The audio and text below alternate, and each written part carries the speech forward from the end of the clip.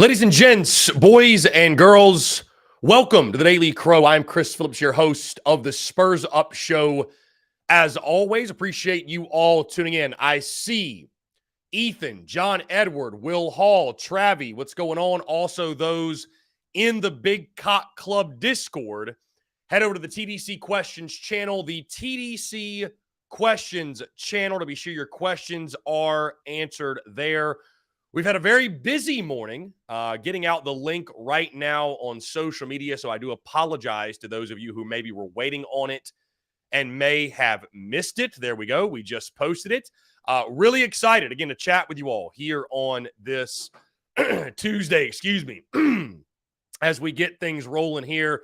Also, to those of you who just got back to the office today, who are back getting after it, I hope it's been a smooth transition for you all. I know coming off of Memorial Day weekend can be very, very tough.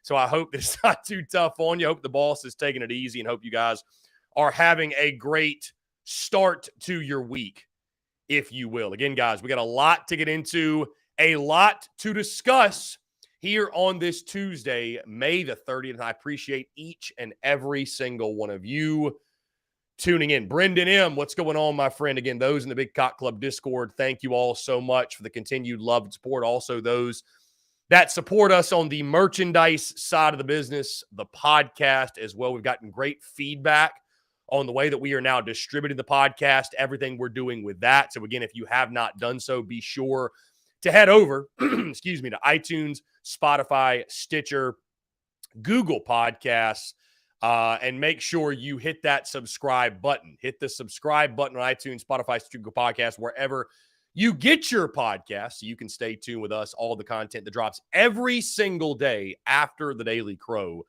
5 p.m. Eastern Standard Time is when that content is coming out. Also, the Rowdy Rooster Rundown airs every single Sunday night, or really on Sundays. I'm not exactly sure what time we're doing it. There's no scheduled time right now. But that is effectively serving as our podcast that drops on Monday mornings. For all my Monday commuters, my Monday morning folks who don't want to wait until the Daily Crow at noon, of course, you can get your fix via the Rowdy Rooster Rundown, which again drops as a podcast Monday morning at 5 a.m. Also, of course, you're all tuned in via YouTube. Be sure you click that subscribe button and that bell icon so you get notifications when we drop new video content, when we go live, of course. I want to make sure you guys stay in the know and you guys have a clue of what is going on, right? Because we go live every single day, noon to 3, Monday through Friday. But sometimes we have to make adjustments. Sometimes we have to change up the schedule. And so you want to make sure that you are in the know. Again, guys, we got a packed show today, a lot of exciting stuff to dive into as we get ready for the postseason to begin this weekend. The Columbia Regional will get underway beginning Friday at Founders Park. We're going to discuss that a bit. Also, of course, in our third hour, we have our Q&A power hour where I want to hear from you, your questions, your comments, and your calls. In our second hour, we got my good friend JC Sherbert of Inside the Gamecocks. He will join us to break everything down. Really, really excited to chat with JC. And of course, in this first hour, I've got a few topics I'm going to dive into and discuss. Also, a couple of quick updates, if you will, some exciting news and notes. Yesterday, of course, with it being Memorial Day, I did not make my weekly appearance on Offsides with Mark Ryan on the Fan Upstate, which you can tune into via, I believe, 97.1 and 97.7 FM in Greenville. I think that's Greenville and Spartanburg. I could be wrong. Either way, Offsides of Mark Ryan. Well, actually, Ryan, and then our weekly Inside the Gamecocks appearance, which typically takes place on Thursdays at 11:30. That will now take place on Friday this week as we all get ready for the Columbia Regional. So again, guys, there's a lot of moving pieces, I know, but I try to keep you guys up to date with what's going on as best as I can. And thank you all so much again for rolling with the punches. So again, today with Mark Ryan, 3:40 to 4 o'clock. And then Friday on Inside the Gamecocks, we'll chat with JC, JB, and Phil, 11:30 until just before we hit live on the Daily Crow. Again, guys, appreciate each and every single one of you tuning in. With that being said, let's go ahead and dive into it. And I did this a couple of years ago, aka the last time South Carolina was playing postseason baseball, the last time they were in a regional. And what I like to do is this, right? You guys know that I do game previews and breakdowns, if you will, where I'll break down the opponent, give top storylines, keys of the game, or key player of the game, and I'll lock in my prediction as well. And as you also all know, there are 3 other teams in the Columbia Regional. Of course, they're the Gamecocks. They are your regional host. Then you have the Campbell Camels as the 2 seed, the NC State Wolfpack as the 3 seed, and your 4 seed is the Central Connecticut State Blue Devils. And I had an idea, and I did this the last time the Gamecocks hosted a regional. Why not go through this week and break down every single team that is in the Columbia Regional? Because we'll only really be able to talk about the game on Friday. We will not go live Saturday or Sunday. So there really won't be any in-depth game previews like what we're doing right now as we are discussing. So we are going to start that today, our Columbia Regional team breakdowns. Today, tomorrow, and Thursday, we'll talk about the 3 teams that are coming to Columbia for postseason baseball. And tomorrow and Thursday shows will actually have representatives from Campbell and NC State. Now, of course, when I say representatives, I mean other people with podcasts who cover the team, if you will. We'll get them on to give us just a 10 to 15-minute breakdown on their respective ball clubs, how the seasons have gone, top players to watch for, et cetera, because I figure who better to give us a breakdown on those teams and the people who cover them themselves. So excited. We've already got folks locked up for both Campbell and NC State. But as you could imagine, it was tough to find a Central Connecticut State representative, but all good, no big deal. Still, we are going to talk about Central Connecticut State. That's what we're going to do today, guys. Our Columbia Regional team breakdown begins with the number 4 seed, the Central Connecticut State Blue Devils of the Northeast Conference, who actually won the conference this season. So a really, really good ball club. Their head coach, Charlie Hickey, the winningest coach in school history. And just some tidbits on Central Connecticut State and their history, because I know I was wondering, is this their first tournament appearance? Like, where did Central Connecticut State come from? The Blue Devils, and this is via their website, ccsubluedevils.com, they'll be making their 8th NCAA tournament appearance overall. They've won conference titles in 2002, 2003, 2004, 2010, 2017, 2019, 2021, and this year, 2023. Get this. Central Connecticut State traveled to Fayetteville, Arkansas for the 2019 regional and posted the program's first NCAA victory with a 7-4 win over Cal. So, Central Connecticut State has done this before. They've been to a regional. Granted, I do not believe in that one. It would have been as the number 4 seed because they would have played Arkansas. But they beat Cal and actually they have won a game in postseason play in the field of 64 in a regional. So, again, this is a team that has been there, somewhat done that, if you will. Of course, not to the level that the Gamecocks have, but they do have experience in the postseason. Again, Northeast Conference champions. They went 36-12 this season overall, but 25-5 in their conference. So really, really good in conference play. They basically dominated the Northeast Conference and won their conference championship. So Central Connecticut State, the Blue Devils, come into Columbia riding high after winning their conference. Let's break them down, guys. They're pitching and they're hitting. And again, just to give you an idea on what Central Connecticut State will feature. And also, we'll go back through this on Friday because this is the team South Carolina will open up with. So I'll run back through these numbers. And also, of course, we'll have a full game breakdown and a preview that'll include my top storylines. I'll lock in a prediction, key player, all that good stuff. So it'll be a little bit more in depth. We'll also know who the starters will be in the game at that point. So it'll be a little bit more in depth. But again, just wanted to give you guys a brief overview on what you can expect from Central Connecticut State and each of these teams as well as we go through these breakdowns. But sticking with the Blue Devils, we'll first start on the bump. They feature a 5.02 overall ERA. How about this? A 4.02 conference ERA. So even better in the conference than they were overall. They've only given up, guys, just 34 home runs all year as a pitching staff. Those are impressive numbers. And the numbers get even better when you start talking about their top arms, guys. And I would assume this is the guy that we will all see on the bump. Left-handed pitcher Dominic Neiman went 12-2 this season with a 2.76 ERA. So I would imagine Neiman will be their starter. It sounds like most certainly he is their number one guy. A 12-win season. I don't care what conference you're playing in. That is really, really impressive. So I would expect to see Neiman toe the rubber for the Blue Devils on Friday when they take on the Gamecocks. You then move on to Southpaw Jake Newman. You guys are going to see the theme with this Central Connecticut State pitching staff. Southpaw Jake Newman, 6-2 with a 4.65 ERA. You then move to right-handed pitcher Luke Garofalo, 4-0 with a 2.09 ERA and 11 saves on the season. So he is their closer, 11 saves this year. And then finally, Southpaw Anthony Mazzucato. Like I told you guys, you were going to see a trend.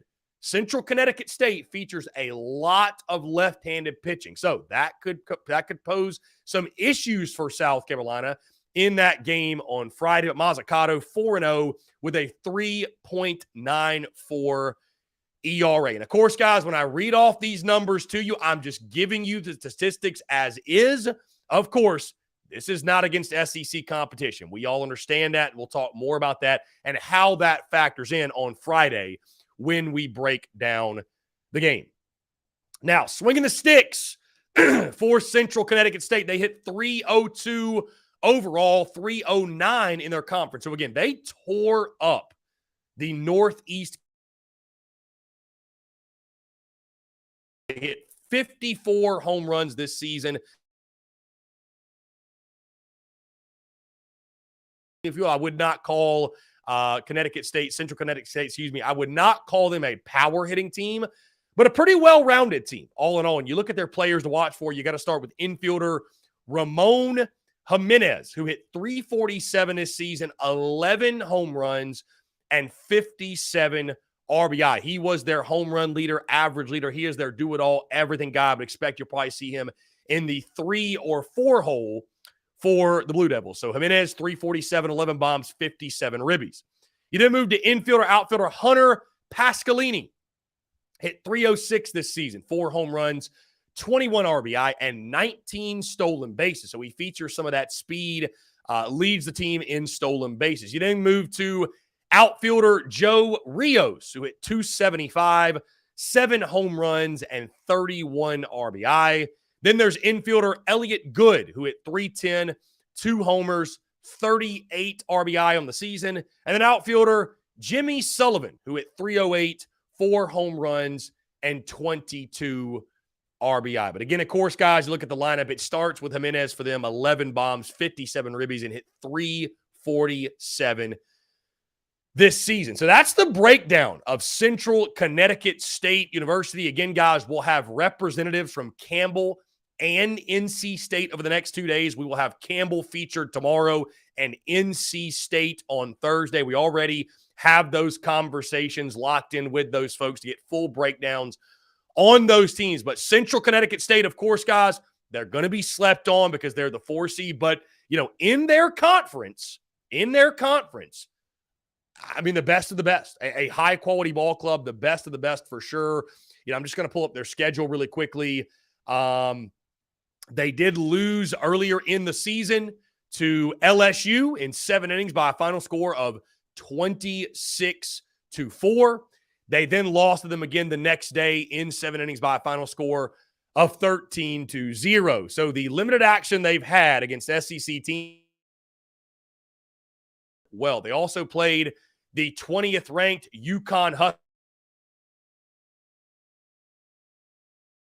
Lost to them back in March by a final score, in April by a final score of 10-4.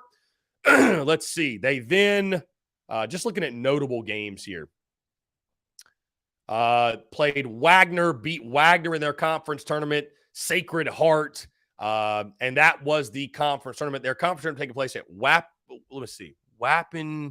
Wappingers Falls, New York. Wappingers Falls, is that how you say it? Heritage Financial Park. So a team that's got limited action against SEC opponents, and in those two games, like I mentioned, LSU outscored them by a combined 39-4. 39-4 in those two games. So, of course, from the South Carolina perspective, you're expecting to win, but you can never take an opponent lightly. This is a Central Connecticut State team that's got a lot of confidence. They've had a lot of success this season. And, guys, the game of baseball is very, very funny. While they have not played the competition that South Carolina has faced, you just never know. A team that comes in riding high, riding confident, if you will, they can do some damage. So, and what I thought stood out more than anything, as they have gone to an SEC stadium, Fayetteville, Arkansas, and they have won a game in 2019, and that Fayetteville Regional beating Cal by a final score of 7-4, their first NCAA victory. So they will come in motivated. They will come in excited. Of course, the Gamecocks scuffling of late, and they certainly cannot take Central Connecticut State University, cannot take the Blue Devils lightly in that first game of the Columbia Regional. Guys, that being said, hey, let's go ahead and jump into our first break of the day. As I mentioned, tomorrow we will talk Campbell, and on Thursday we will talk NC State, and we've actually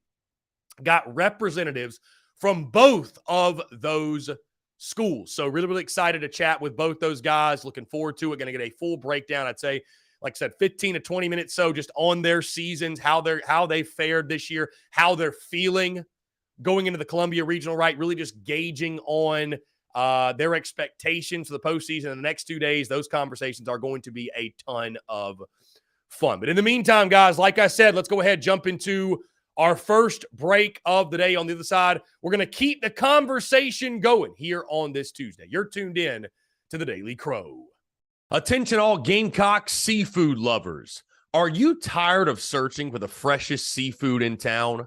Look no further than the Carolina Fish Market, your go-to destination for the finest and most flavorful seafood in the Carolinas and beyond. Introducing the new Carolina Seafood Subscription Box, a culinary delight delivered right to your doorstep. Each month, you'll receive a carefully curated selection of fresh local seafood sourced directly from the waters of the Carolinas and beyond. From succulent shrimp to mouth-watering grouper to flounder or tuna and everything in between, their subscription box brings the ocean's bounty straight to your Gamecock kitchen. What sets the Carolina Fish Market apart is their commitment to quality and sustainability. They work closely with local fishermen and women who use responsible fishing practices, ensuring that every bite you take supports both your taste buds and our precious marine ecosystems. They've even won Best Seafood 5 out of the last 8 years.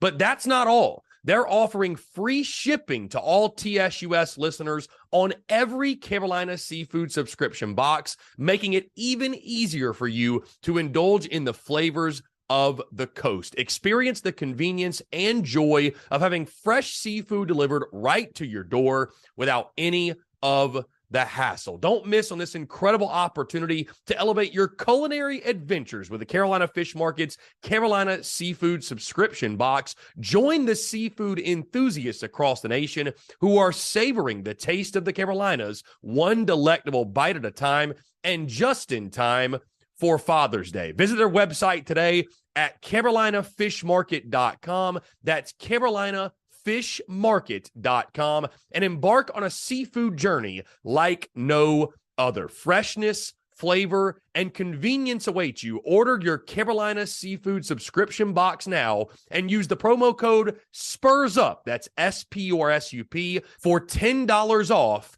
your first purchase. Again, that's promo code SPURSUP, SPURSUP, for $10 off your first purchase. The Carolina Fish Market, where taste meets the ocean.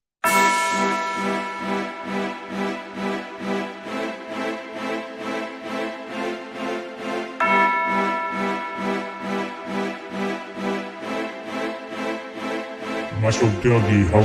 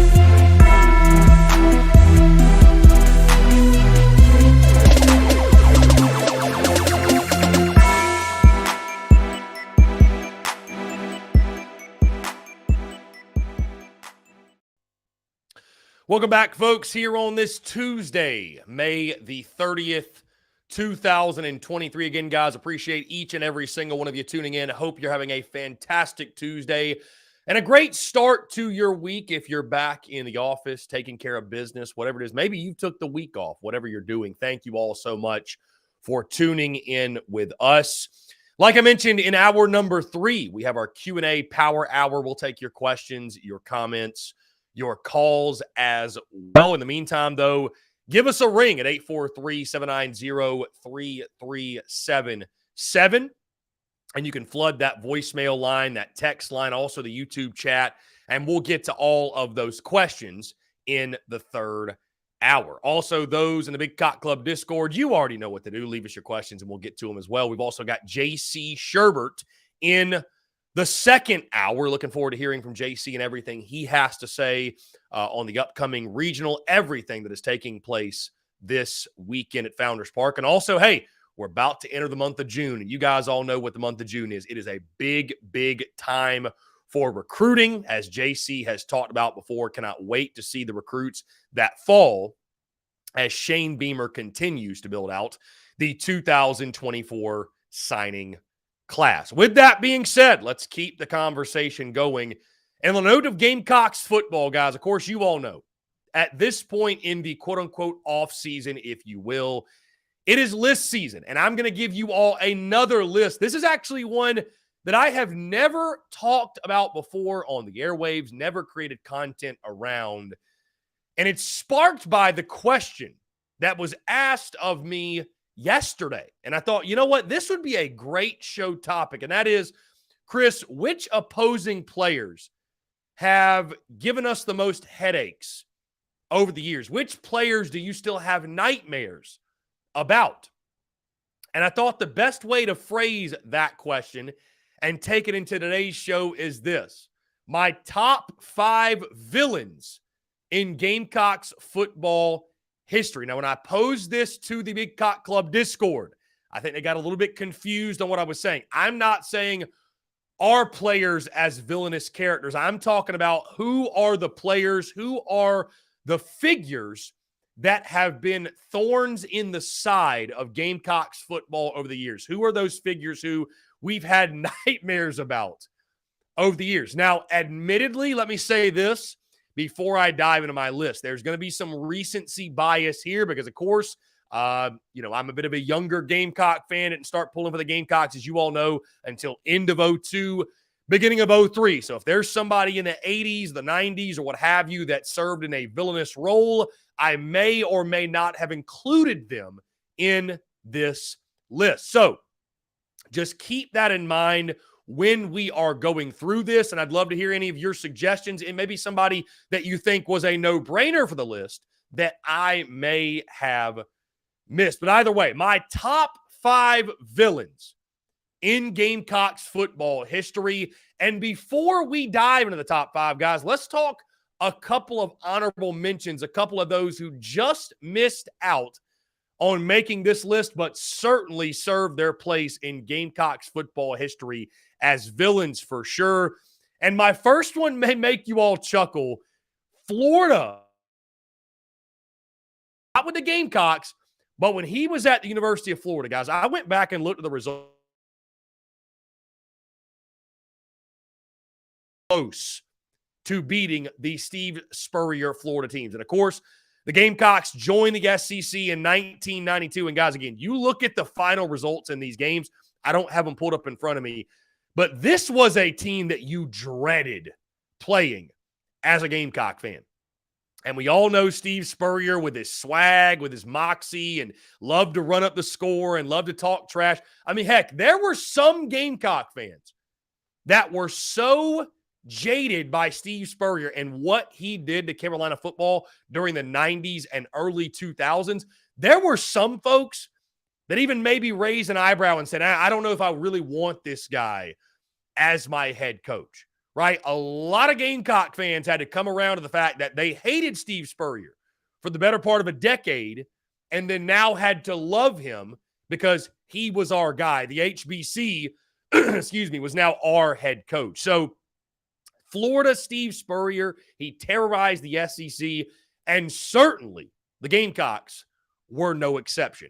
Another honorable mention for me, Cam Newton and the butt whooping he laid on Carolina in the 2010 SEC championship game. And I think also context does matter in this scenario when you think about all of the hoopla that surrounded him with his father shopping around his services and the money exchange and scam Newton. And that certainly plays a role, I think, in people, the way we think of him and his villainous stature, if you will.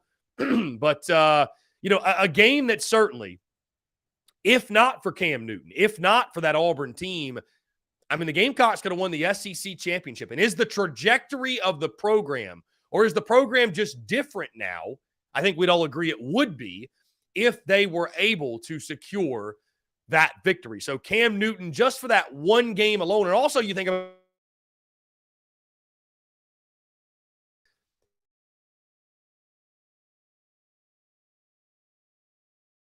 Cam Newton, if you will. So the Gamecocks, he picked on South Carolina for sure. I also mentioned Jarvis Moss, and this one hits me. This one's extra personal. I mean, this one's really personal for yours truly. Jarvis Moss, a guy that was supposed to be suspended for the 2006 Carolina-Florida game. We found out later was not supposed to be playing or shouldn't have been playing.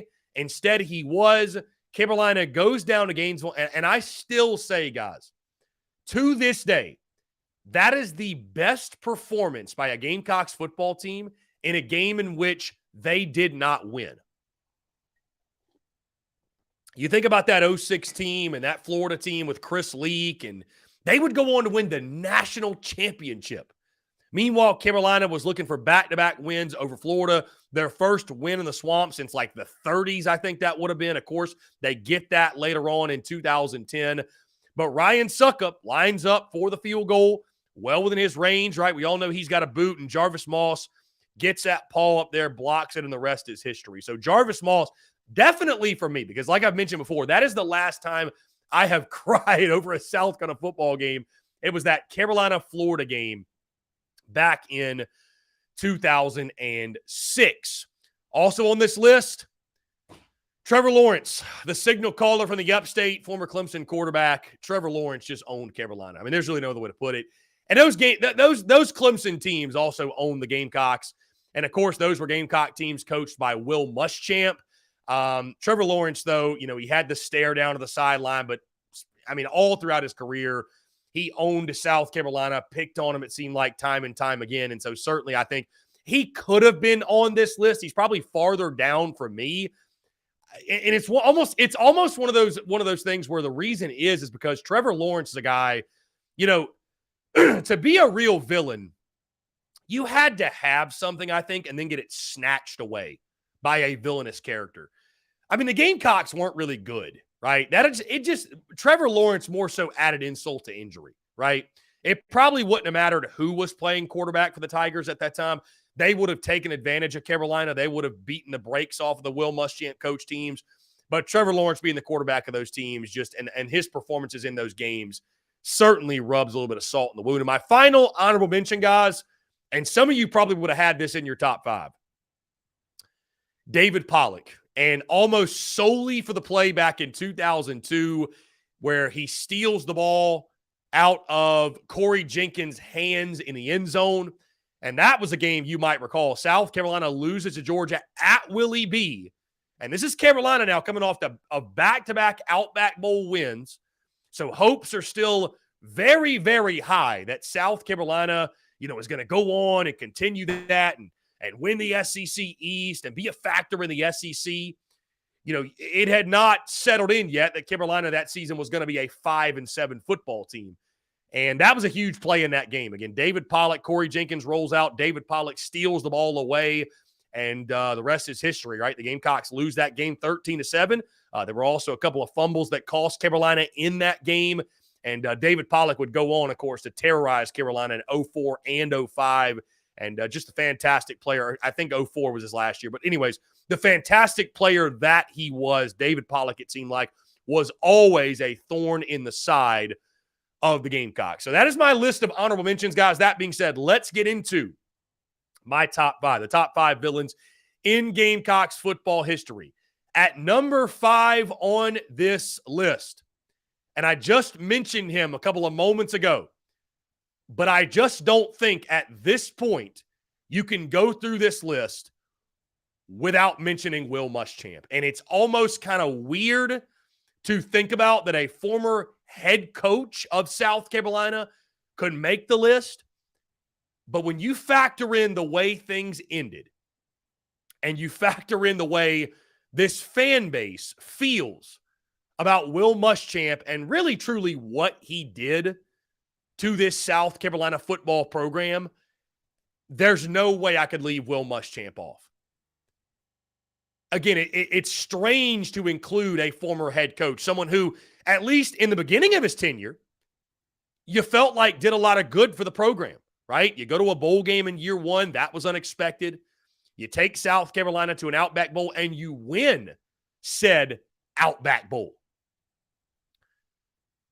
But the consecutive losses to Clemson, the mind-blowing losses in big games, the blowout losses in big games, I should add, and really his final 2 seasons, I would say really undid all of that good. It really undid all of the good they accomplished in the first couple of years. When you think about the toxicity behind closed doors, when you think about the broken culture that they had in Columbia, and again, just the way it ended, the buyout, having to pay this man, $13 or $14 million for him to no longer work for you.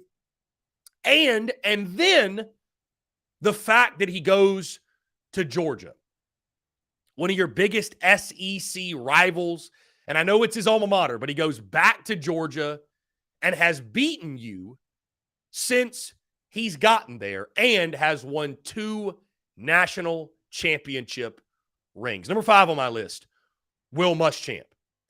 Coming in at number 4, and we move away from the coaches and back into the player realm. And this is a player that absolutely dominated South Carolina throughout his time. I don't have his statistics pulled up, but my goodness, the performances that he had. I mean, Carolina damn near single-handedly got his Heisman campaign started back in 2006, 2007. And you all know who I'm referring to, Darren McFadden, the fantastic running back from the Arkansas Razorbacks. What a great player he was. But South Carolina, I mean, those games, 2007 specifically, is the one that really stands out. When they went into that wild hog formation, Felix Jones, I mean, it was just good night, good night. The Carolina defense never stood a chance. I had conversations with Brad Lowing about that game, and he shuddered. I mean, he shuddered. He could not even hardly stomach talking about that ball game. Darren McFadden, and I didn't have him higher on the list because, guys, I'll be honest, I like Darren McFadden as a football player. I didn't have any problems with Darren McFadden, but he owned South Carolina. When you look at the numbers, I mean, this dude, and the crazy thing is this, South Carolina beat Darren McFadden in 2005. Recall that? You might remember they went to Fayetteville, Steve Spurrier's first year, a huge win on the road. But outside of that, I think even that day, if I recall correctly, I think even that day he ran for like 180 yards, but the Gamecocks are able to get the W. Of course, Kenny McKinley had a touchdown reception in that game, but Darren McFadden just ran all over South Carolina. 06, 07, and I think maybe, I don't think 08 because I think he was 3 years and done, but 06, 07, Darren McFadden just owned the South Carolina defense. So number 4 on our list, Darren McFadden, former Arkansas Razorbacks running back. Coming in at number 3 on this list. And how many lists, how many villains of other schools, how many other schools would have 2 former head coaches on their list? I mean, it just really goes to show you, Gamecock Nation, Gamecock fans, we've been put through it. We have been put through the ringer, and we've been deceived even by our own. Coming in at number 3 on our list, former Gamecocks head coach, Brad Scott. And I think many of you knew where I was going with that. But anytime you've got a head coach of the University of South Carolina who goes from South Carolina to the arch rival, for a lot of folks, that's automatically going to make you number 1. You might recall Brad Scott was the coach of the Gamecocks up until 1998. And oh, by the way, drove the program, I mean, dead into the dirt. As poorly as Will Muschamp left things off, it honestly does not even compare to what Brad Scott did. 1-10 in his final season, and then set up Lou Holtz for his 0-11 season in his first year. Safe to say the cupboard was bare when Lou Holtz got there, right? And you talk to some players, former players, about Brad Scott and some of the things happening behind closed doors. Hey, what's weird about this too, led the Gamecocks to their first bowl win in school history back in 1995, the CarQuest Bowl, led Carolina to their first bowl victory in school history. But still, you leave Carolina, you go to the arch rival. You've been there ever since. Your son, Jeff Scott, works there or did work there at one time as well. Easy to list Brad Scott at number 3 on this list. Coming in at number 2, and as I mentioned, the most villainous figures, in my opinion, are those who take something away from you that you feel like is rightly yours, who steal something away, whether that be a victory, whether that be joy and happiness and championships, whatever it might be. For Gamecock fans, arguably no one has stolen more away when you think about the significance of his place in Carolina football history. When I say the name, you're probably going to shudder. At number 2 on our list, Marquez North. former Tennessee Volunteers wide receiver. And what's so crazy, and I'll admit I have not done a ton of research on this guy, but I don't recall any other plays that this dude made in his Tennessee career. But the one he made against Carolina, it will never be forgotten by Gamecock Nation. If you don't recall what I'm talking about, back in 2013, Carolina's got a junior Jadeveon Clowney, a senior Connor Shaw. They've got a veteran team ready to explode and go win the SEC. The only thing standing in their way, at least at the midway point, is the Tennessee Volunteers. And this was a bad Tennessee team. This was a bad Tennessee team. This was not like a team like Josh Heupel put on the field last year, what we think Tennessee is now going to be. This was, I believe, was this not Butch Jones? 2013? I believe 2013, if I recall correctly, was Butch Jones. I think it was. Hell, it may have even been Derek Dooley. No, it was Butch Jones. I believe it was Butch Jones. Either way, Marquez North, a guy. I've never heard his name other than this play where Tennessee just launches a prayer. Marquez North is standing there. The Gamecocks defensive back is in, I mean, they're the picture. We've all seen the picture. Gamecocks defensive back's in front of him. I forget the guy's name, but that dude actually transferred after the season to go play baseball at Coastal Carolina. And I don't mean to crap on him anymore, but I almost felt like he was so horrified by that play and being remembered for that reason that he was like, yo, I'm out of here. Like, I can't even put up with this anymore. I can't deal with this. But it's great coverage. That's the worst part. It's great coverage. And Marquez North just makes one of the most improbable catches you will ever see. A one-handed catch. And what's so sickening is you watch the replay and you look at the picture and you're like, how does he not just throw his hand and swat that ball out of there? That ball's not even tightly secured. And just somehow, like it was meant to be, it was guided by the chicken curse into his breadbasket, into his arm, and somehow he hangs on. Tennessee goes on to kick the game-winning field goal, and South Carolina would miss out on the SEC title by a game.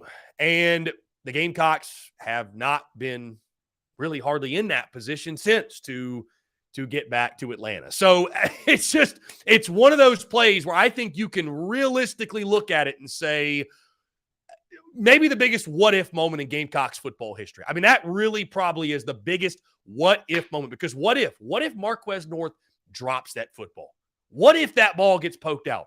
What if Carolina wins that game, goes to the SEC championship, and not even wins it, but just goes to Atlanta? And here's the terrible part. I think in 2013, yes, it was that Mizzou team that Carolina beat on the road in that crazy overtime game, the Connor Shaw game. It was that Mizzou team that went on and took on that miracle Auburn team, you might recall, in the SEC championship. And Auburn won that game and took on Florida State in the national title. Of course, FSU winning that game. But I think most believe, and I believe, Carolina would have beat Auburn's ass. I mean, just flat out. Would have beat Auburn's ass, would have been in the playoff, and who knows where we're sitting right now. So, Marquez North, easily number 2 on this list. Number 1 on my list. Hard to not make this somebody from the rivalry, right? Because there's nobody who has taken more from you and I's joy than someone wearing the orange and purple. And I'm going back a little bit, right? You got to be somewhat of I don't want to say an old school Gamecock fan, because early to mid 2000s is not old school, but you got to be not just a 2010s Gamecock fan or a recent Gamecock fan. I'm going to go back a little bit for this one. But my top villain and someone that really, truly haunted my childhood and my first days of being a Gamecock, like I told you guys, end of 2002, beginning of 2003 was when it really clicked for me and I became a diehard South Carolina fan. I'd watched it before, but it really didn't register.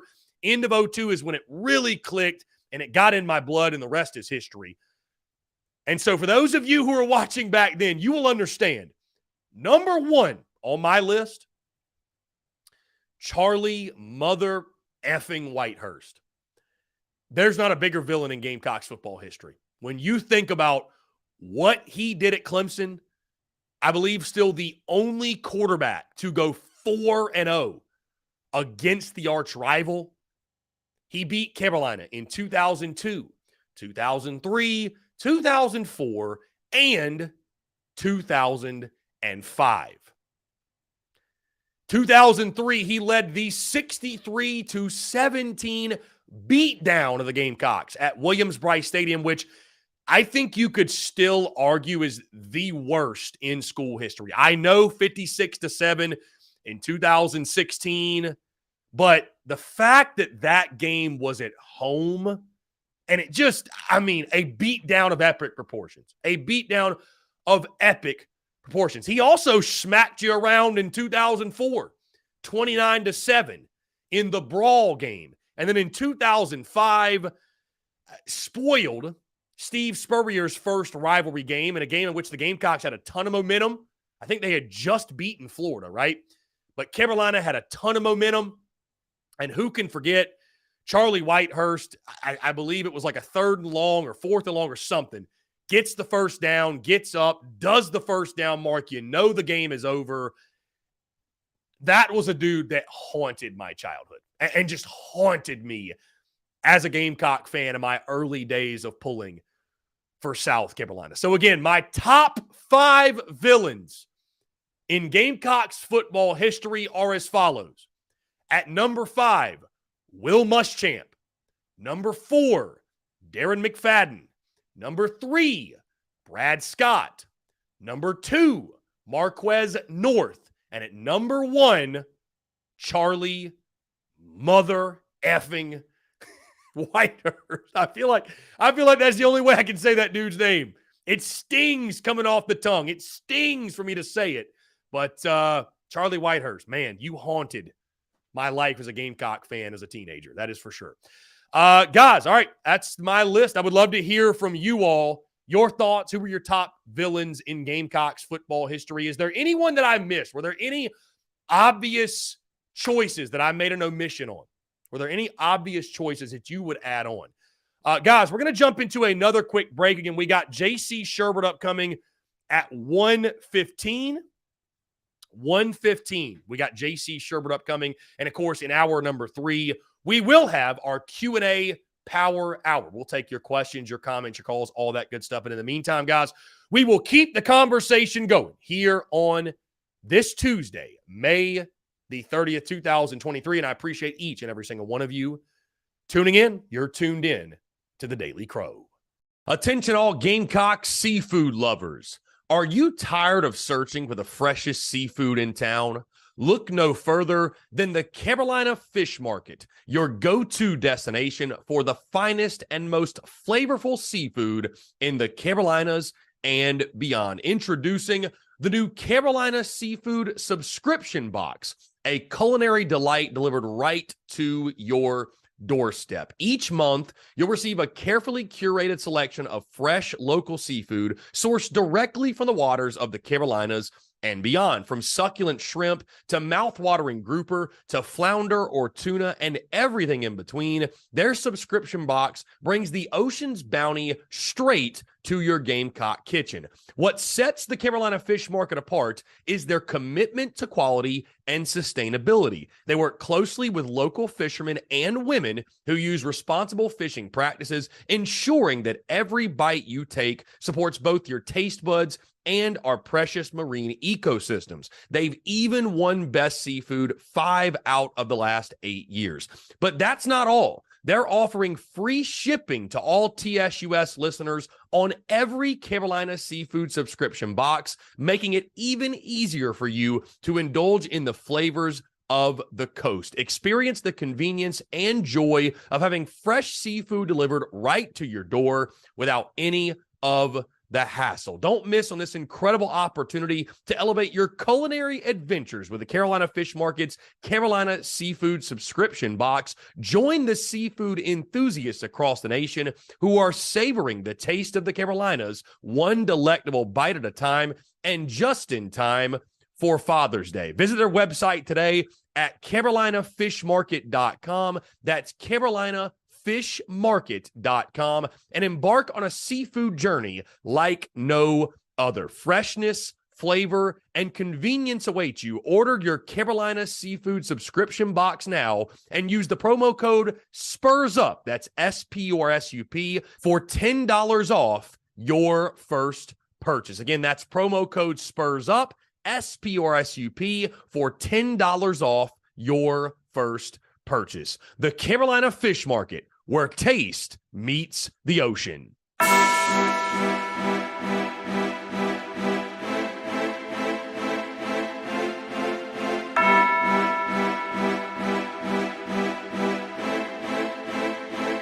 Muscle Dougie, ho.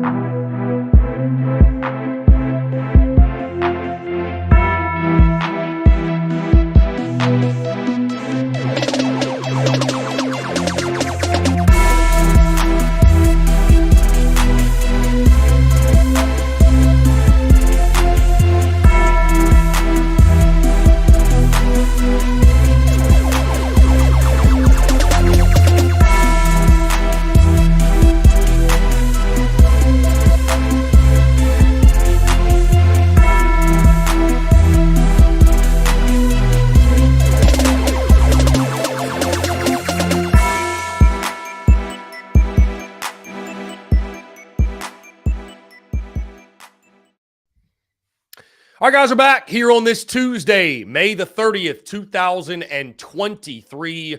Appreciate each and every single one of you tuning in.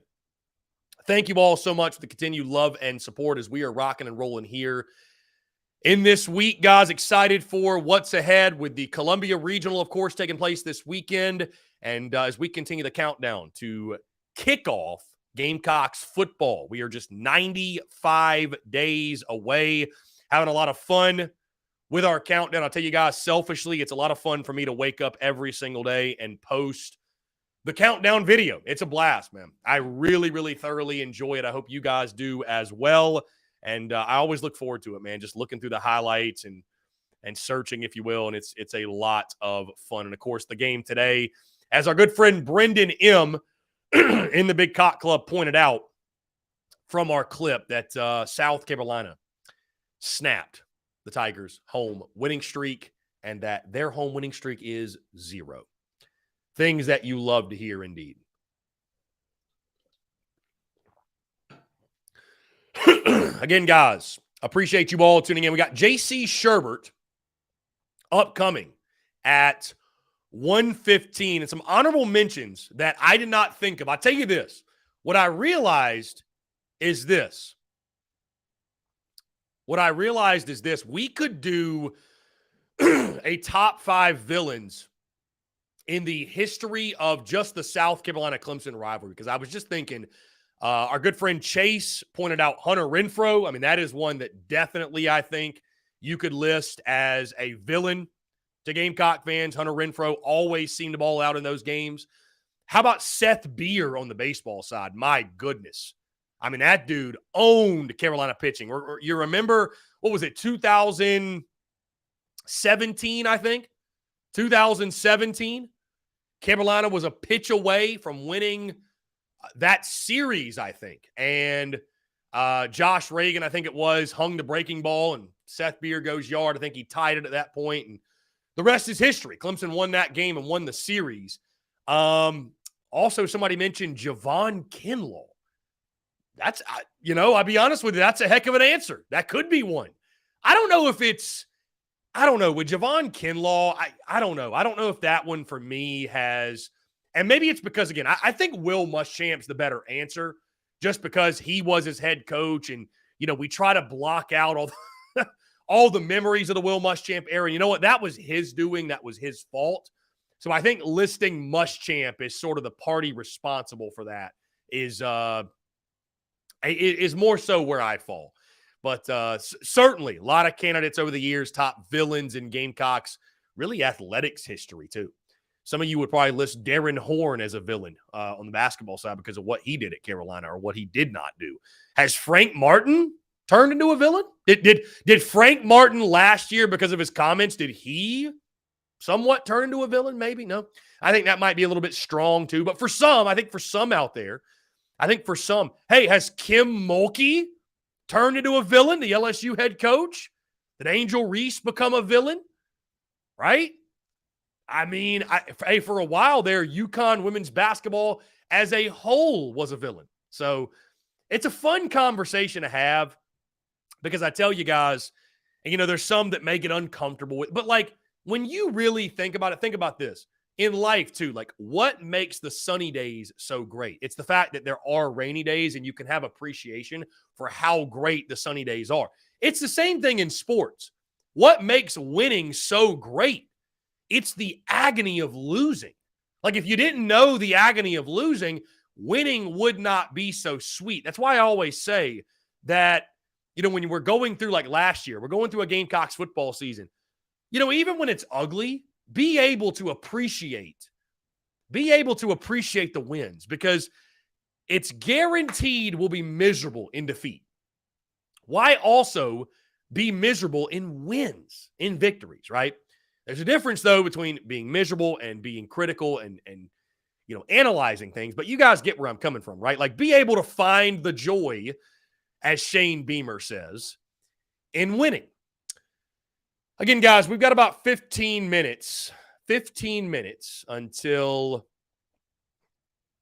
JC Sherbert will join us. And this gives me some time to kind of ramble on some random things because it's not long enough to get into a show topic, but we do want to take a break before we have JC Sherbert. And by the way, those calling in to leave a voicemail, please do so. I think I see somebody right now from Mount Pleasant that's calling in. Hey, leave a voicemail. We will take that voicemail in the third hour. But I just wanted to have this open dialogue with you all and say this. I am someone that I'm always analyzing the way that we operate. I'm always analyzing my craft, right? When it comes to doing the show and doing the podcast, the way I talk and the way that we conversate. It's why we change up the way that we produce the podcast, the way we distribute content. It's why I've made adjustments in that manner, right? So, I was sitting there honestly listening to myself this morning. I think it's always good to check yourself and be real with yourself and have self-awareness. I was listening back to the show this morning. How can I be better? How can we improve the show? How can I be better as a host? How can I be better as an analyst, if you will? And so you may start to see me make some adjustments. It's funny. I came to the show today with those adjustments in mind. Speak slower. Speak more clearly. Do not get to a point where you're speaking with so much passion, as I say the word so much passion, that you are sacrificing voice quality, sound quality, things that I ain't sure. Because it's funny, I watch some other podcasters or people who create content, if you will. And I know, listen, the thing that makes me stand out And what I've always told you all is, I may not be the smartest, the funniest, the best looking, whatever, but I will have the most passion because I believe in this. If this were a podcast about spoken word, or it was a spoken word podcast, or we were talking mental health or, self-development or, other things like that, I would probably speak a lot more like this and be really, really calm. And I would never let my voice get too high or anything like that. And I do believe in stoicism, right? I believe in stoicism in my daily life. I practice stoicism constantly. I mean, it's something you never stop practicing it and learning about it and implementing it. But I do think we're talking about sports. Like, this is something to be excited about. This is something to really get fired up about. And so I feel weird talking about sports, even if it's not my team.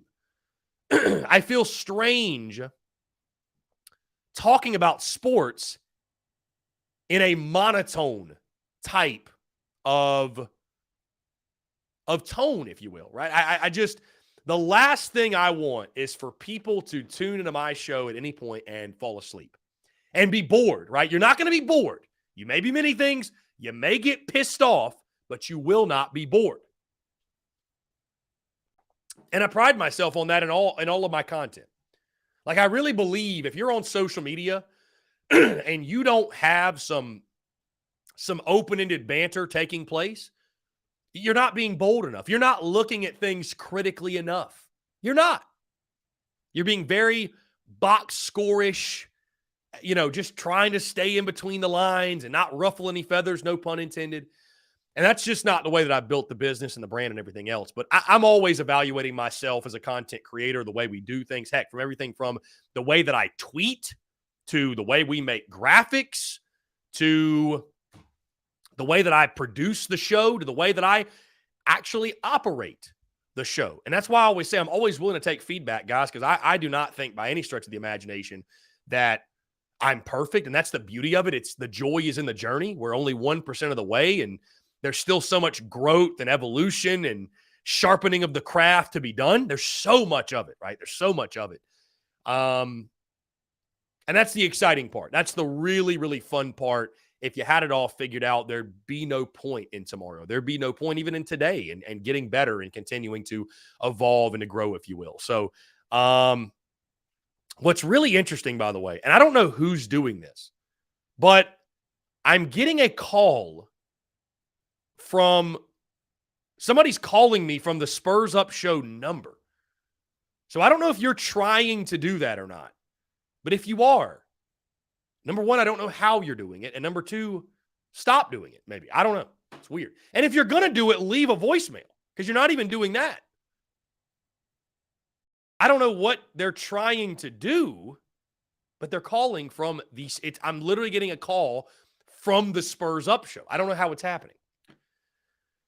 Either way, though, again, I want to say thank you to each and every single one of you. And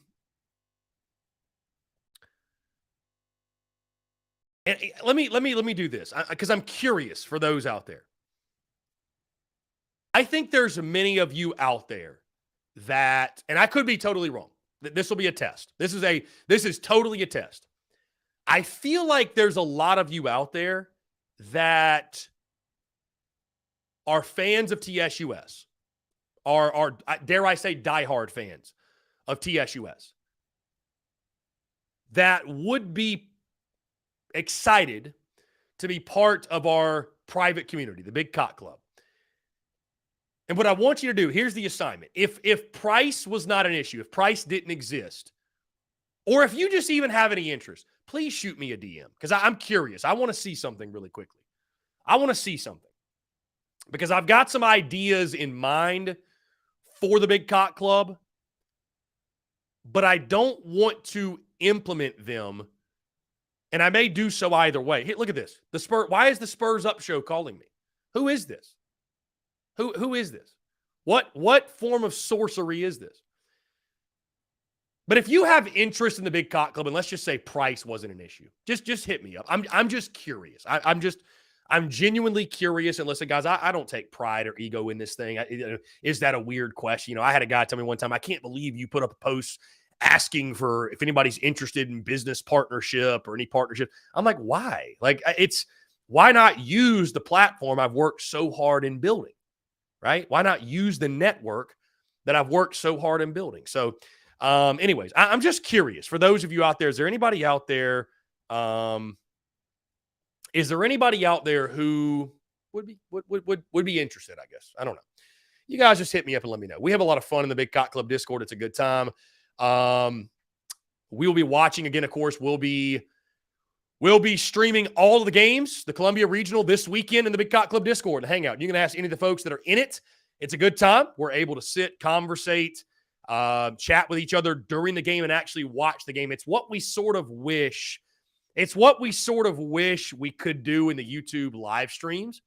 It's what we wish we could do in the YouTube live streams. So, anyways, yeah. So it's a really, really cool thing. Highly suggested. And again, guys, instead of paying that $9.99 a month to ESPN Plus, you can just join the Big Cock Club. Also, you get 20% off of merchandise. And by the way, very excited. Just around the corner is our relaunch of TSUS.store. Going to be a lot of fun. TSUS.store. How about this, guys? Breaking news. Matt Jones of Kentucky Sports Radio, or at Kentucky Sports Radio, he says, if the SEC stays at 8 conference football games, Ross Dellinger reports that Kentucky will play one permanent opponent every year, and that permanent opponent will be South Carolina. So, Gamecocks and Kentucky every single year. Gamecocks and Kentucky every single year. How about that? I think we'd all be welcome to see old Mark Stoops. Old Mark Stoops. I think we would be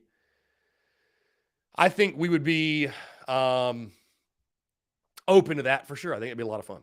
Guys, we got JC Sherbert upcoming on the other side. Let's go ahead and jump into a quick break, and we'll get JC in here. Really excited to chat with him as we break down everything, especially on the baseball side. Looking forward to talking the Columbia Regional with JC Sherbert and much more as well. That convo with JC Sherbert upcoming on the other side of this break. You're tuned in to the Daily Crow. Attention all Gamecock seafood lovers. Are you tired of searching for the freshest seafood in town? Look no further than the Carolina Fish Market, your go-to destination for the finest and most flavorful seafood in the Carolinas and beyond. Introducing the new Carolina Seafood Subscription Box, a culinary delight delivered right to your doorstep. Each month, you'll receive a carefully curated selection of fresh local seafood sourced directly from the waters of the Carolinas and beyond. From succulent shrimp to mouth-watering grouper to flounder or tuna and everything in between, their subscription box brings the ocean's bounty straight to your Gamecock kitchen. What sets the Carolina Fish Market apart is their commitment to quality and sustainability. They work closely with local fishermen and women who use responsible fishing practices, ensuring that every bite you take supports both your taste buds and our precious marine ecosystems. They've even won Best Seafood 5 out of the last 8 years.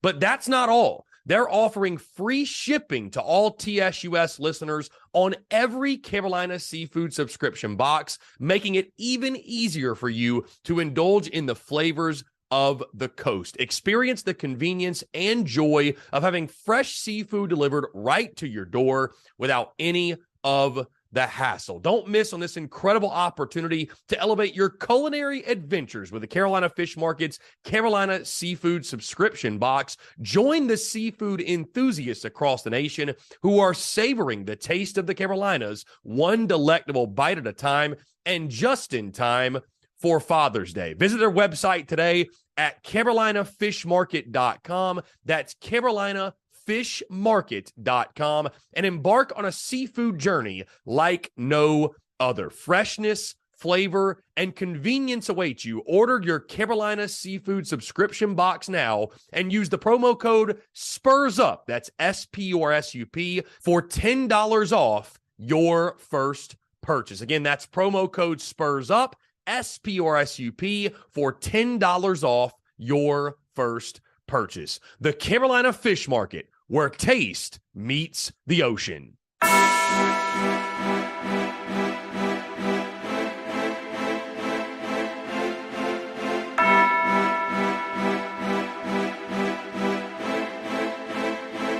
Muscle Dougie, ho.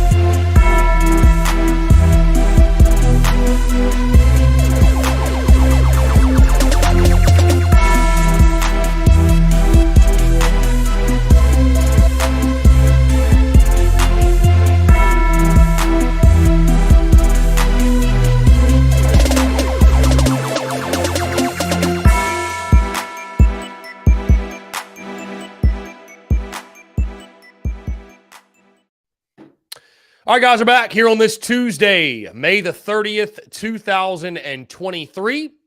Appreciate each and every single one of you tuning in. Really excited to chat. We got JC Sherbert upcoming here in the next couple of minutes. And our guest lineup, man, is popping these days. Of course, Mondays, we have Mark Rogers, the voice of college football. Tuesdays, JC Sherbert. Wednesdays, we have JD Pickell of On3 Sports. Thursdays, Mark Ryan of the Fan Upstate. And Fridays, Jake Crane of Crane & Company. Really, really good stuff, guys. Tomorrow, by the way, a quick update on that note, actually. No JD Pickell tomorrow. Instead, we'll air our conversation with our good friend from over the Campbell Camels. We'll air that conversation in the second hour. We're going to expect it to be about a 15, 20-minute conversation tops. Just really want to get his thoughts on the Columbia Regional and Campbell as a whole. Just a breakdown of Campbell so you guys have a full or a good idea of what to expect if the Gamecocks are to see Campbell. And we'll do the same thing for NC State on the Thursday show as well. We'll play that in hour number 1 of the Thursday show. We got a jam-packed week, guys. A lot of fun. Looking forward to the weekend, of course. But in the meantime, great day to have a day, of course, and really, really excited for what's going on right now to appreciate each and every single one of you tuning in, whether you're tuning in on YouTube for the live show, The Daily Crow, or you're listening via podcast.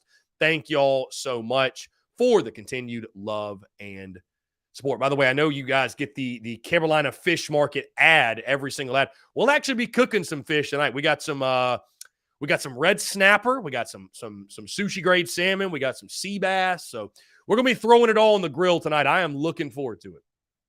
I am looking forward to it for sure. Really, really excited. So let's see. Okay, here he is. We got JC Sherbert, guys. Of course, again, thank y'all so much. Really excited. He joins us each and every single Tuesday here on the Daily Crow. JC Sherbert of Inside the Gamecocks of the Big Spur. JC, my friend, what's going on? How are you? Hey, good to be back with you today, Chris. On a Tuesday that feels like a Monday. So there you go. I think that's the case for everybody because of the Memorial Day weekend holiday and everything. How was your Memorial Day, by the way? Did you do anything special or just kind of hung out or what? Kind of relaxed, spent some time with family. Got on this yard project. We're building a patio, so was hauling cinder blocks and stuff. I cut my in-laws' grass. And then Sunday, I cooked out. It was pretty good, pretty tasty, and waited for the selection shows Sunday and then yesterday, and just sort of took it easy yesterday. And but boy, it totally lost. I was up early and ready to go, thinking it was Monday, and I'm on 107.5 every Tuesday in Columbia. You know, the game with Bill. And my phone rings at 6. I'm like, who's calling me this early? And I'm like, oh, it's Tuesday. So that kind of threw me off a little bit, but certainly glad to be with you. What's on the JC Sherbert menu when you barbecue? What do you like to grill out? Like, what are you going with? It depends. I do grill. I'm really good at steaks. So like we bought a big side of, I guess you call it a side of beef. I don't know, a big thing of, non-cut New York strips. And so Nat cut them up. I mean, got like 17 steaks out of this. It was $82. Pretty good one. Pretty good size ones too. Seasoned them up. Sometimes I'll go with a little marinade. Most of the time it's just salt and pepper, and I just, cook them up right. And that was good. And then that was on Sunday. And yesterday we did a little grilling too. It was kind of low key, but we did some brats and some burgers and hot dogs and things like that. And I finally figured out my brats because I was just throwing them on the grill raw. You can't do that. You got to boil them in beer for like 20 minutes and then sear them on the grill. And that makes all the difference for the bratwurst. So boil them in beer. How am I just now learning about this? Yeah, it's like half water and then take like a can of Miller Lite or your whatever beer you like and throw it in there, and it all boils up and they smell good. And then they're cooked through. And you put them on the grill to kind of sear in the flavor. And yeah, my buddy was like, I'm like, how am I burning these all the time? Because they're not done, but they're getting charred on the outside. He's like, you're doing it wrong. And so shout out to my buddy Skip for teaching me how to do the brats, but they work great. How about using that method. It's pretty solid. Well, I just learned something new today, JC Sherbert, and I didn't know it'd be about cooking. But on the note of cooking, I was going to say, because you mentioned that steak is your specialty, and it's just funny for anybody out there who doesn't know, if you think Gamecock Twitter gets crazy, steak Twitter, cooking Twitter, post a picture of your steak. Bro, I posted a picture of steak one time on Twitter. I'll never do it again. If you got that, some people, they don't just grill meat. It is like a religion cooking meat. I'm like, dude, I'm just trying to eat dinner, man. But some, and respect to them, mad respect. But some people go all out when it comes to the way they cook their meat. So yeah, I get a kick out of that. Yeah, that's probably one of the most more positive things about social media is you do get pretty good recipes. I mean, I follow this dude named Pepper Belly Pete. He's kind of become a celebrity with this old Texas boy that cooks. He's like, all right, let's get started. Hot skillet with a little oil. Got 2 pounds of ground chuck. Got this. I mean, he calls it out in a cadence, cooks it up all deliciously. He has sauce. I mean, the cooking world has completely changed based on social media. And unlike most of the topics we discuss as human beings, I think cooking outside of the overreaction you may get about something you cook personally, which is my case, I don't like it either. But you learn so much. You're like, man, that's either a good idea or you're like, oh, it's a terrible idea, And so I think all of our palates benefit from social media, and you can't really say that about most other parts of our lives, right? That is very true. All right, well, you're making me hungry, JC, so let's get off the food and into the Gamecocks talk. We're going to talk Columbia Regional, obviously, in full breakdowns, and we'll do a lot of that this week. Of course, I know I'm coming on you guys' show on Friday, which will be a lot of fun as we look ahead to all the games and the action, stuff like that. But first thing I want to get to, JC, is this. Just, South Carolina's fate as a regional host, it was not a guarantee. It was not a certainty. The Gamecocks were awaiting their fate. I know I talked to you early on Sunday, and everybody seemed to feel pretty good based off the people you would talk to, the contacts you had. The Gamecocks would be a host. What does it say to you that South Carolina was selected? Because the Campbell Camels, who were in the regional, they're not too thrilled about the selection. Boston College, they may not be too thrilled about it, and the SEC shows their dominance yet again. You look at RPI, strength of schedule. I think the SEC brand, JC, honestly helped out a lot. Your overall thoughts, though, on just the fact that South Carolina was selected, what does it say to you about what the committee was looking at? And did you feel like it was well-deserved for the Gamecocks to be hosting postseason baseball? Based on what the different committees value different things, and this gets frustrating, especially when you're on the wrong end of it. Like, I'll never forget Frank Martin's 2016 men's basketball team, 23 wins, got left out because they didn't have but so many top 50 victories. And the little athletic director from Oklahoma who let his buddy's team in from Tulsa used that as the reason. And I'm like, well, what's their record against teams ranked 50 to 60? And they had something like 5 or 6 wins. So I'm like, that's just so arbitrary, to cut that out. I don't like the net much better. But you have some committees that value certain things. It's like, well, this is the year we're going to value this. And that's in baseball and basketball, probably any committee you deal with, except the college football playoff committee. And they're all like 1980s style. If you lose one, you're out kind of deal. But I think that in basketball and baseball, you value different things. This year, in spite of John Cohen, the Auburn athletic director, going on the record and saying, the RPI is getting antiquated and old, we maybe need to rethink it. This committee really kind of went straight with the RPI. 15 of the top 16 RPI teams got to host. Campbell was the one that did not. I think if you're just going by RPI, quality wins, strength of schedule, all those metrics, and you're counting the whole year, the Gamecocks were a no-brainer. If they got punished by their finish, it's that they're a 15 seed, not a 8 or a 9. As far as Campbell hosting, if I were mad, I probably wouldn't be mad at South Carolina or the SEC. I'd probably be mad at Indiana State, because I think here's what happened. When you look at Campbell's resume and you look at Indiana State's resume, they're very similar, very similar.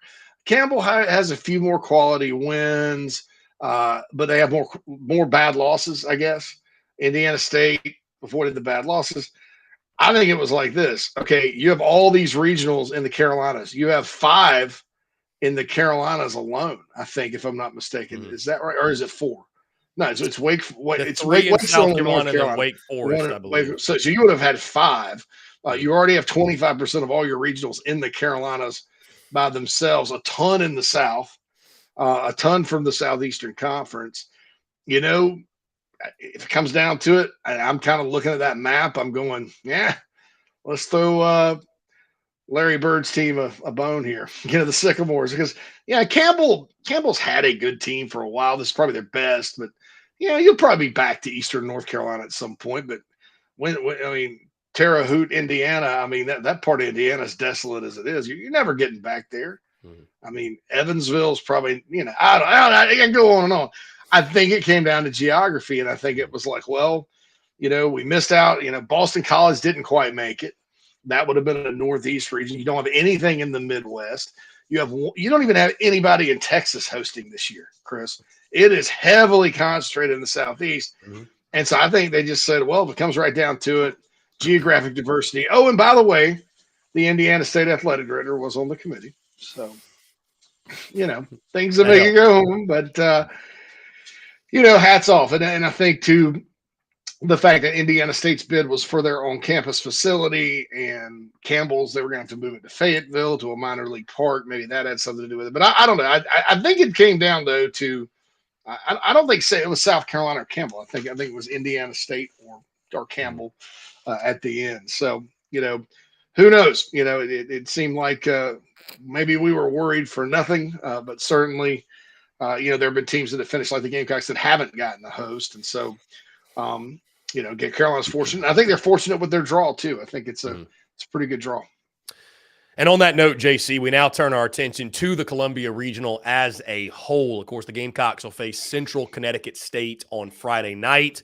The other two teams in the regional, NC State as the 3 seed and Campbell as the 2 seed. I do agree with you. I think the draw is as favorable as it can get. Those are all quality teams. But you look at some of the other regionals, by the way, the folks in the upstate, Clemson, their regional is brutal with Tennessee and Charlotte coming in. But your thoughts on the regional, the way it sets up for the Gamecocks, and maybe your confidence level heading in the weekend that South Carolina can get out of that and advance to the super regional round? I think it's a regional South Carolina can win. I think it's a regional South Carolina should win. I think, hats off to Campbell. They've had a great year, but you're talking about a South Carolina team that's at home that was one of the best teams in college baseball when healthy. They're back to being healthy. Things have not been good, but I don't look at Campbell or NC State or Central Connecticut and go, wow, that's a tough draw. I did look at Clemson's regional and say that. I was like, because my whole thing was, Tennessee's not going to host most likely because they don't have the metrics to host. But I would not want to play them in a regional, and I think it's baffling to me why you'd send North Carolina to Indiana State and not Tennessee. Sure, Knoxville's closer to Clemson, but it's not that much closer. I mean, you could have sent them up the road. I think that was like the one team everybody wanted to avoid if you're hosting, would be a team like Tennessee or Texas A&M. But I think if you're the Gamecocks, great. You got an upstart Campbell team that's had a great year. Probably feels like they should have hosted, but they haven't played the team South Carolina's played. They have some quality wins. I mean, I think they lost 2 games to USC Upstate down the stretch. Last time I checked, Carolina beat USC Upstate pretty good a couple times. I know Upstate beat Clemson, and nothing against my alma mater there. Made the Golden Dome live in your heart forever. But it's man, I think there's something to be said. There's a reason why you're a mid-major. There's a reason why you haven't played 20 quad 1 games like the Gamecocks. There's a reason why, quite frankly, you're going on the road for a regional. And I think mid-major teams like that in baseball can be dangerous for sure. But I think they need to be exceptional when you start talking about them, how they compare to a really good ACC team or an SEC team that's in the top half of the conference, or even a Pac-12 or Big 12 team. I think they have to be exceptional. I don't really see exceptional from them. NC State in a lot of years is dangerous, but they kind of backed in the tournament, didn't beat anybody. Didn't win a series against a team with a winning record, I don't think. That's what Whittle told me today. Certainly, they're always to be respected because, 2 years ago, they went all the way to Omaha and really got screwed, if you want to get right down to it, by COVID. But they're a proud program. I think the same guy that coaches is the guy that took over for Ray Tanner when he left NC State, Elliot Avant, if I'm not mistaken. So you always got to watch out for them. Central Connecticut has a nice lefty. They're going to start. That's he's what I call a mule because he'll throw 130 pitches and turn around 2 days later, like he did in his conference tournament, throw 94. And crafty lefties give this lineup problems from time to time. So there are some potholes. It's just when I looked at it, I was like, man, because I thought if the Gamecocks were going to host, certainly I didn't think they'd send Tennessee. Maybe they'd send a Maryland, like that won the Big Ten, that came in here and won a regional committee in North Carolina. Maybe a team out of the Big 12, like if Oklahoma State didn't host. I thought Carolina, they would for sure get a really challenging opponent. And maybe they did. And they did, according to metrics, they probably got the most challenging opponent. But I'm just not buying Campbell as a team that, should come in and knock off the Gamecocks. Not if this Gamecock team gets back to form and gets back healthy and all that. I think, I think it's a regional the Gamecocks can win and should win. Campbell's certainly getting a lot of love, JC, from a lot of different folks. And I've been telling people just brace yourselves because I think, and I don't know that you'll see like a lot of picks. I don't know if it's like college football. We'll have like a game day crew make picks for the regionals, but I think Campbell's going to be looked at as a team for whatever reason that people pick as their upset pick, if you will. But you look at the regional again, like you mentioned, Central Connecticut State, the Northeast Conference champions.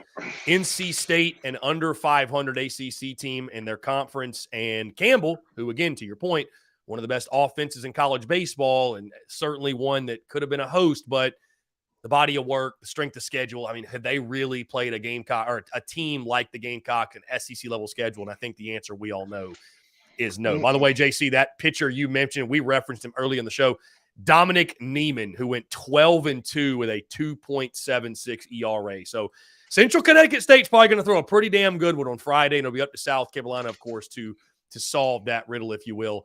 JC, sticking with the Yardcocks, the injury report, what's the latest? I know a lot of people have questions about Cole Messina. It sounds like Braylon Wimmer is going to be back healthy enough to be in the field. A lot of questions about Will Sanders. What can you tell us about the latest of the health with this Gamecocks baseball team?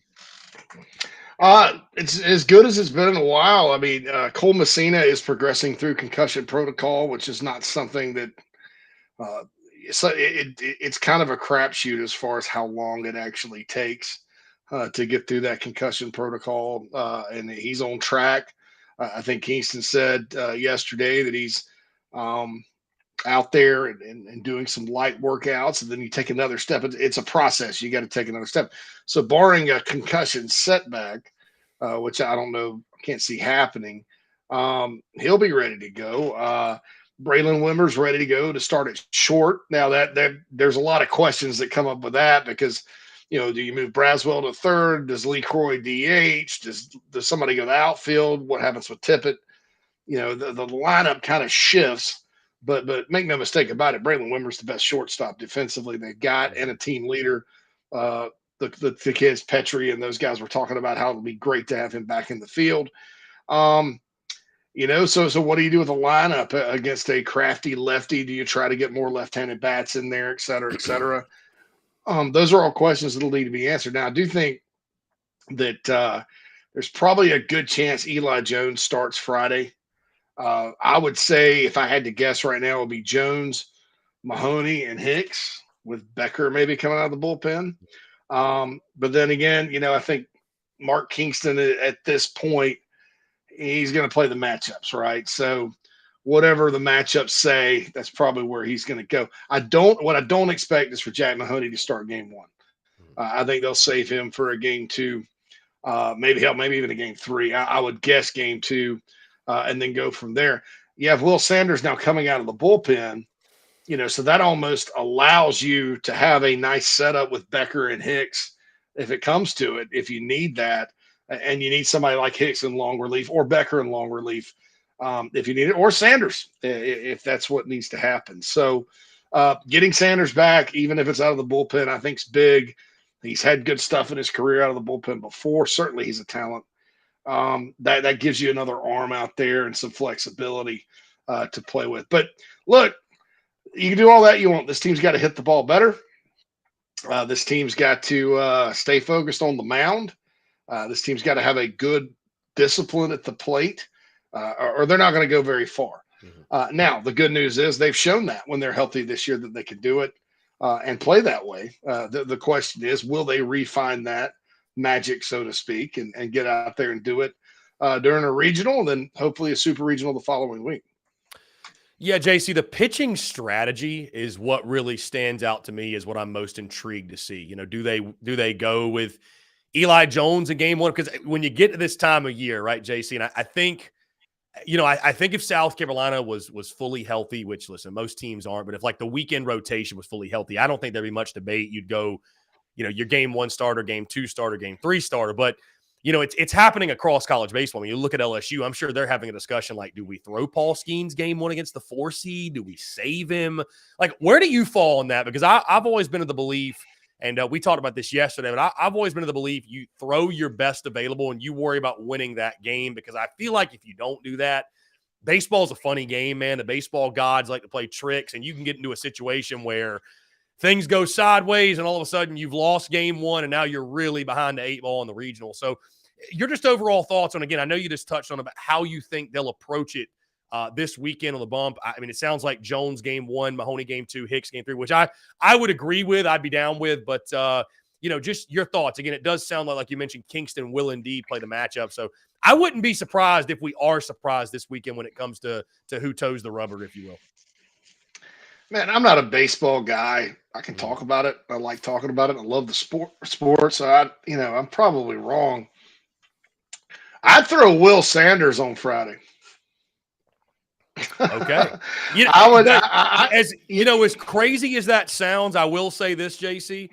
You know, my number one question would be just how long can he go realistically? Because he Yeah, hasn't pitched in sure. so long. But it would be that roll of the dice where you feel like you should be able to beat Central Connecticut State no matter what. Like you should be able to hit them. You shouldn't have to beat them 2-1. The only thing I would say is a team like Central Connecticut State, you never know.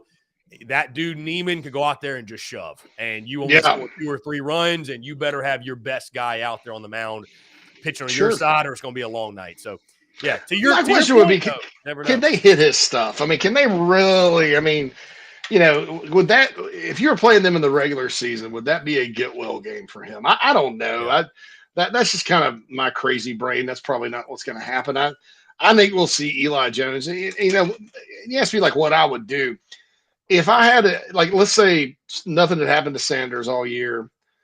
Noah Hall's healthy, and you had Mahoney as the Sunday starter, and that's the rotation that you had all year long. I think you go with your rotation you've had all year long. I don't think you switch it up at all for the reasons you mentioned, because I've seen teams try to get cute like that, and they play a team they think they're supposed to just roll over, and then, like you said, that starting pitcher for that 4 seed is a future pro, and all of a sudden you get shut down, and your pitching isn't, you don't have your top pitcher out there, and you're not in a 2-1 game. You're in a 5-0 game, and the other team has the lead. So I've seen that blow up on many, many teams in the NCAA tournament before. But, South Carolina, it's kind of been a revolving door as far as who they've started win and things like that. Eli has gotten the ball in the Friday night game or as soon as possible, like in the SEC tournament. So maybe he goes out there and then you stick with Jones and then Mahoney and then Becker or whoever. I thought James Hicks had a strong enough start in the SEC tournament to strongly consider him. You're throwing 3 righties out there, and Becker's your lefty side. I don't really, beyond Mahoney, Jones, whoever. I don't really know how it'll stack up. I just know having Sanders there, because you got basically, Jones and Mahoney are going to get get the start, get 1 start each probably, and then you got Hicks, Sanders, Becker. So you have some options there that are pretty intriguing.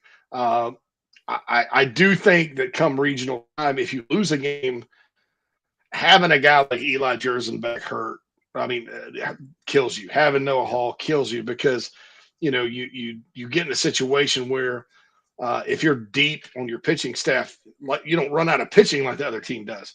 But the Gamecocks are not as deep as maybe they once were.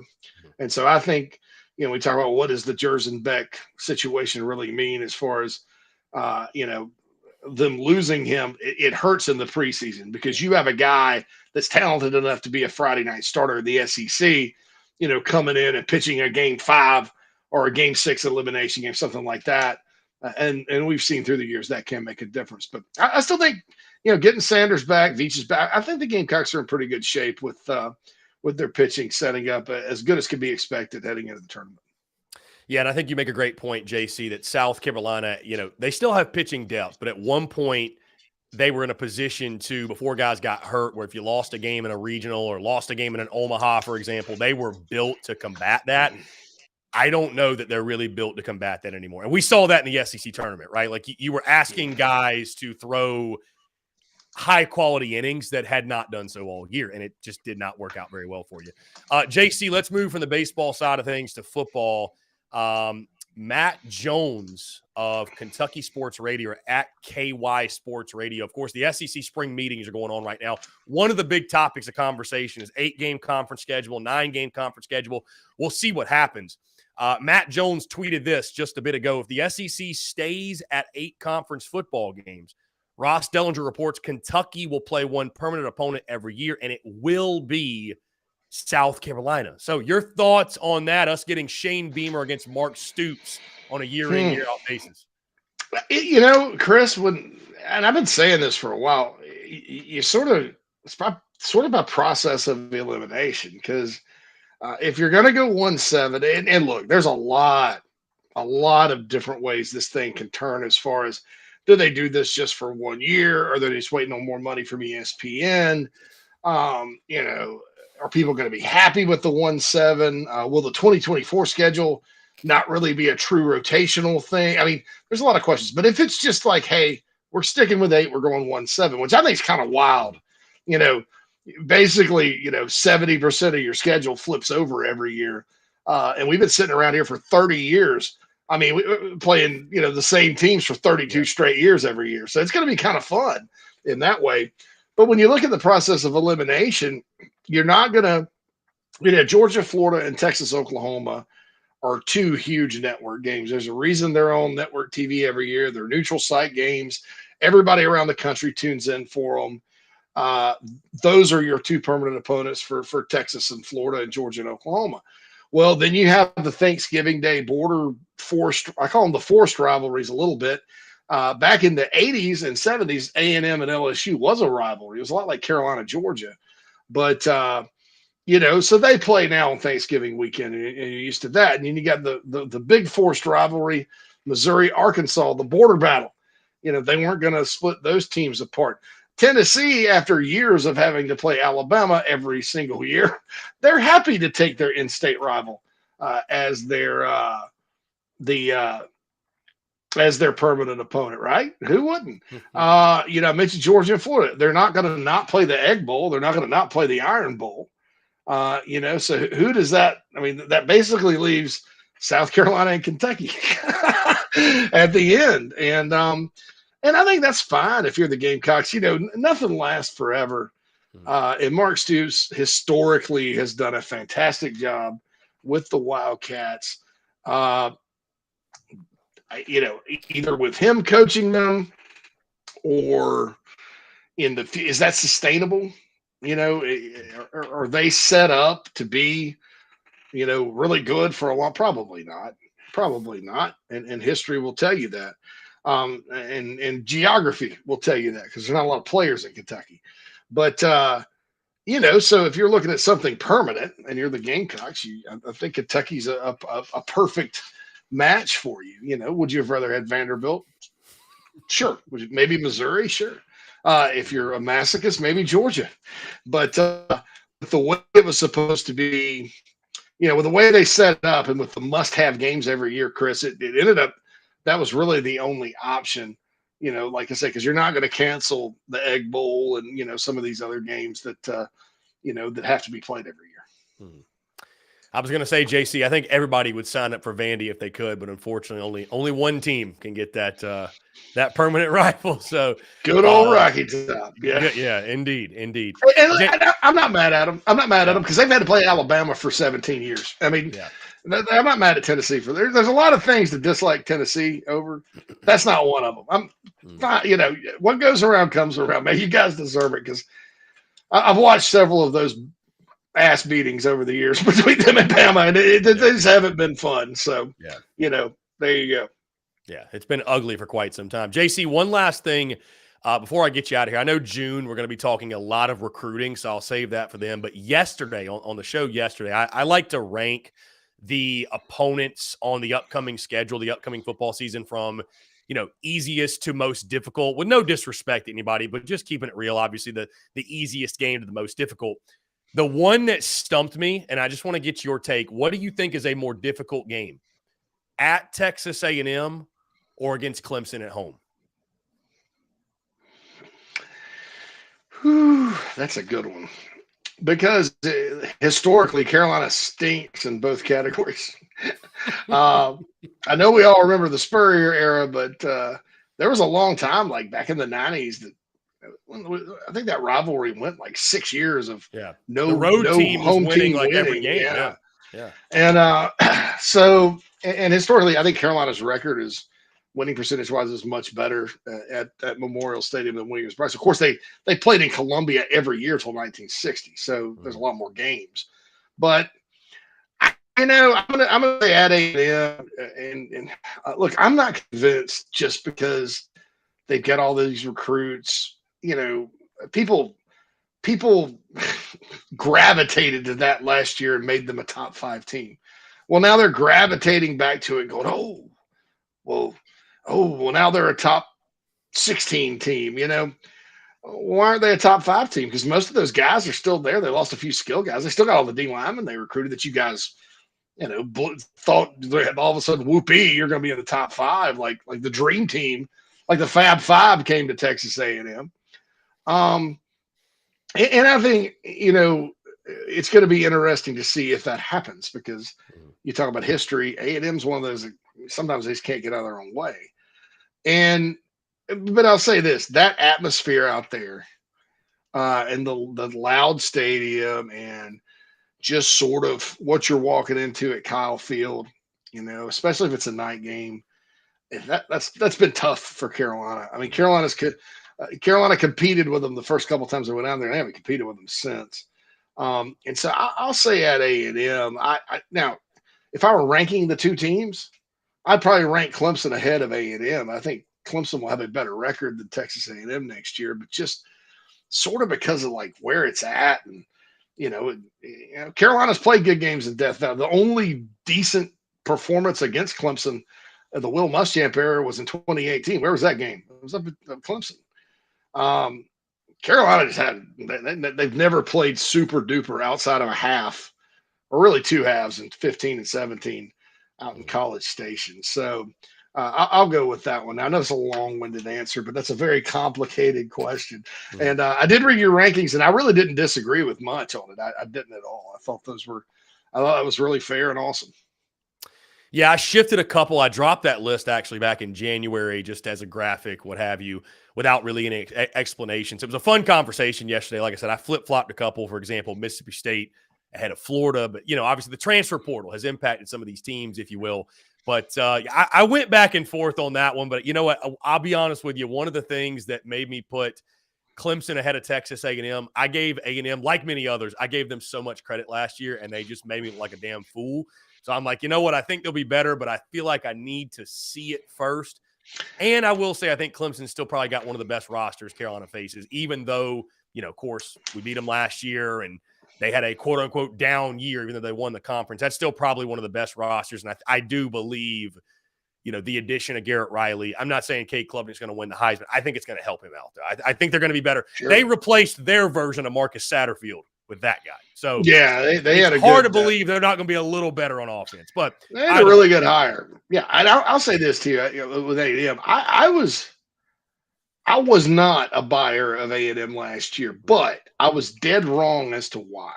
Yeah, I thought, well, Jimbo's got A-Chain, they've got a talented bunch of receivers. Surely, if this kid, whoever the kid is that got benched or whatever, that was terrible. If he didn't work out, you got Max Johnson. It was really good at LSU coming in. They've got offensive talent. I was just like, they got a bunch of freshmen up front on defense. They're probably not going to be good. Well, lo and behold, they're pretty salty on defense. And then their offense just couldn't get it going. So the reasons why they weren't good were very surprising to me. So I missed on them just like everybody else in terms of the nitty gritty when it comes to the Aggies. But like I said, they've long before they joined the SEC, program that can't get out of their own way for whatever reason. And I hate it for their fans, but that's just how they are. Yeah, JC, I was going to say Texas A&M offensively made South Carolina like a futuristic, like forward-thinking offense, if that tells you anything. I mean, really, truly. So, anyways, JC Sherbert inside the Gamecocks of the Big Spur. JC, looking forward to joining you guys later this week on Friday, and I know we're all excited for the weekend ahead with the Columbia Regional. But great stuff as always, my friend. Take care. I appreciate you. We'll do it again next week. All right. Thanks, Chris. Thanks, guys. Take care. Yes, sir. We'll talk soon. Great stuff from J.C. Sherbert, as always, as we all gear up for a big weekend and a big week, of course, in the world of Gamecocks, SEC, and much, much more. Guys, we're going to jump into the break, but on the other side, we begin our Q&A Power Hour. I want to hear from you guys. 843-790-3377. That's 843-790-3377. Your questions, your comments, your calls, and more on the other side of the break. You're tuned in to the Daily Crow. Attention all Gamecock seafood lovers. Are you tired of searching for the freshest seafood in town? Look no further than the Carolina Fish Market, your go-to destination for the finest and most flavorful seafood in the Carolinas and beyond. Introducing the new Carolina Seafood Subscription Box, a culinary delight delivered right to your doorstep. Each month, you'll receive a carefully curated selection of fresh local seafood sourced directly from the waters of the Carolinas and beyond. From succulent shrimp to mouth-watering grouper to flounder or tuna and everything in between, their subscription box brings the ocean's bounty straight to your Gamecock kitchen. What sets the Carolina Fish Market apart is their commitment to quality and sustainability. They work closely with local fishermen and women who use responsible fishing practices, ensuring that every bite you take supports both your taste buds and our precious marine ecosystems. They've even won Best Seafood 5 out of the last 8 years. But that's not all. They're offering free shipping to all TSUS listeners on every Carolina Seafood subscription box, making it even easier for you to indulge in the flavors of the coast. Experience the convenience and joy of having fresh seafood delivered right to your door without any of the hassle. Don't miss on this incredible opportunity to elevate your culinary adventures with the Carolina Fish Market's Carolina Seafood Subscription Box. Join the seafood enthusiasts across the nation who are savoring the taste of the Carolinas, one delectable bite at a time, and just in time for Father's Day. Visit their website today at carolinafishmarket.com. That's carolinafishmarket.com, and embark on a seafood journey like no other. Freshness, flavor, and convenience await you. Order your Carolina Seafood subscription box now and use the promo code SPURSUP, that's SPURSUP, for $10 off your first purchase. Again, that's promo code SPURSUP, SPURSUP, for $10 off your first purchase. The Carolina Fish Market, where taste meets the ocean.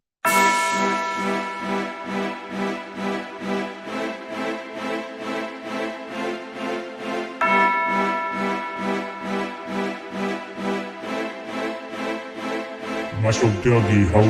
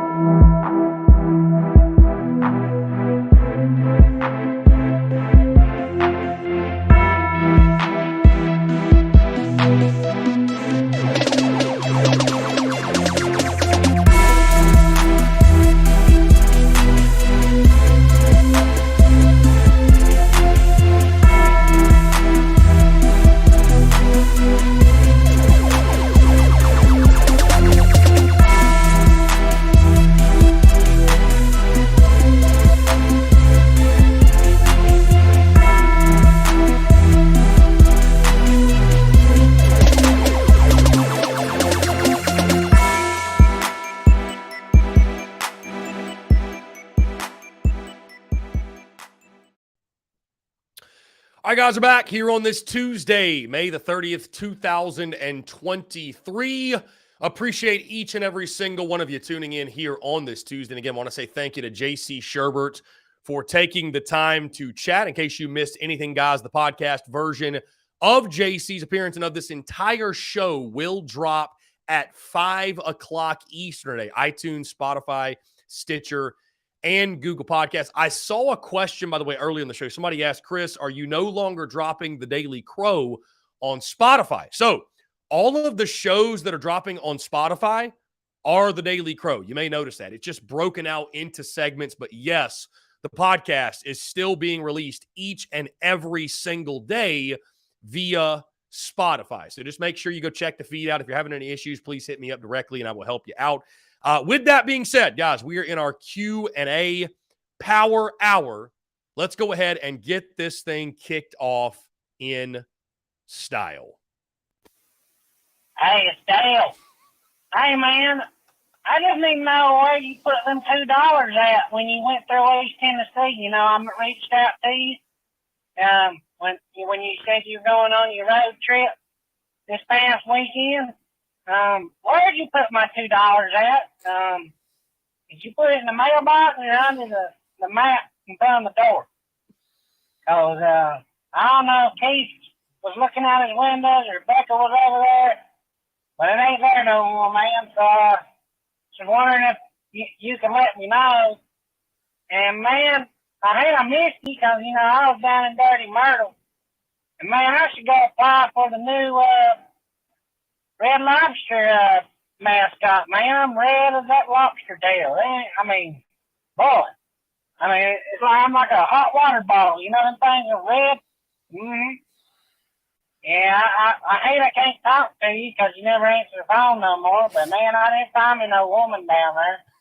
I got to sit beside some, but they got up and moved. Yeah, but, you know, I did overhear some names before they left when the kids were talking to them or something, you know, and I was able to send a few requests on Facebook. So they're still pending. Nobody's accepted them yet, but, you know, love blooms in weird ways, you know. So, I mean, I'm just hopeful something blossoms. But, man, I'm glad to be back in my old stomping grounds up here in East Tennessee. And what about old Smokey going down there, man, old Clinton? We gonna show them Tigers a thing or two. We will come drag them balls across that home plate, Clemmy. Y'all better look out. All right, man.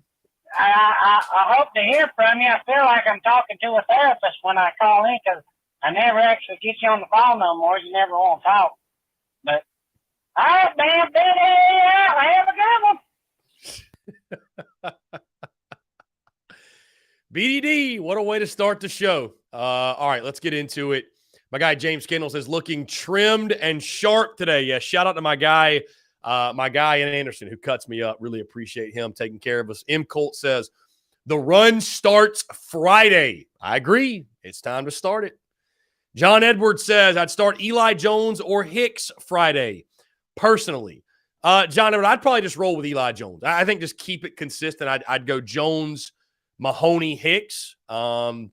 I think that works out well. I feel confident starting Eli Jones on Friday and then just going from there. So I think Eli Jones will get the baseball. So I would expect to see Eli Jones out there. Lance Player, what's going on, my guy? What up? What's up? What's going on? Lance also says, I had one too many lattes yesterday. I'm sure, Lance, you are not the only one. Austin Gregory says, I got us winning our regional and facing Florida A&M in the Supers. Bold, very. Florida A&M, the 4 seed.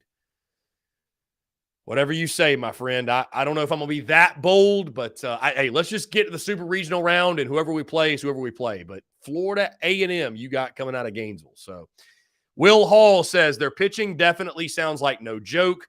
Based off that, I definitely feel inclined to throw Eli or Mahoney to try and match up. Can't guarantee anything. I would agree with you, Will. Again, I think you throw your best available. And I think, you know, you could argue that Jack Mahoney's better than Eli, but Eli's been your game one guy. I would go with Eli Jones. I would not try to reinvent the wheel. And, you know, all due respect to JC Sherbert, I wouldn't go with a Will Sanders. I wouldn't go with a, you know, just a kind of off the wall name. I'd go with Eli Jones. I absolutely would go with Eli Jones as well. Ethan says, Wimmer being back in the field should give us a huge defensive upgrade. Pitching will probably be the biggest mystery, but hopefully getting Messina back ASAP because we need his bat. Indeed. Yeah, we definitely need Cole Messina back in that lineup. So it sounds good. Again, you heard what JC said. Based off what JC said, it does sound good. It sounds encouraging that he will be good to go this weekend. But, with concussions, you just never know. So keeping the fingers crossed for sure. Austin says, does locking a regional further guarantee that if we don't make it to the Supers, Kingston is gone? Austin, I think you meant to say hosting a regional. Austin, I just stand by what I said in the preseason. It's super regionals or bust from our Kingston. Because, again, I talked about one of the three scenarios that would come true if you don't make it to the Supers. Number one is you miss the postseason. He should be gone. We all agree. Number two is you have to go on the road to a regional. You get eliminated. That, to me, is not good enough. And number three, and maybe the most damning of all, is you host a regional on your home field, and you can't even advance to the next round. You can't even protect the home field and advance out of your own regional. So to me, it's very simple. And I think that's, without a doubt, one of the top storylines going to the weekend, the pressure on Mark Kingston, because this is it, man. This is it. You either get out of this regional and go to the Supers, and we can have the conversation from there. If they don't make it out of this regional, man, especially when you think about who they drew, I know Campbell's a quality team. We'll talk more about like my predictions, stuff like that later in the week. But I think we all agree this is one. If you can't get out of the regional round, I'll be ready to move on. I will be ready to move on. I think it'll be time to move on for South Carolina baseball. Let's see. We had a Gator fan in here earlier, Octavian. Octavian says, Florida Gators will win the SEC East. My guy is still drinking from Memorial Day because, my God, that's the only way you could come up with that opinion. I don't know. Let's see. Jonathan Lee with regionals. Is it a one loss and done, or do you lose twice? So there's a bracket. It is double elimination. It is a bracket, and it is double elimination. So you lose Friday. You're not done. But, yeah. Dave Garrick said in the villains conversation, has anybody mentioned the ref who hit Steven Garcia? That's a good one. That's actually a good one. I didn't think about that, Dave. Brian Dean says, my SEC East prediction, Georgia number 1, South Carolina 2, Tennessee 3, Florida 4, Vandy 5, Mizzou 6. Would you put Kentucky at 7, Brian? What? Brian Dean, I think you forgot Kentucky exists, my guy. I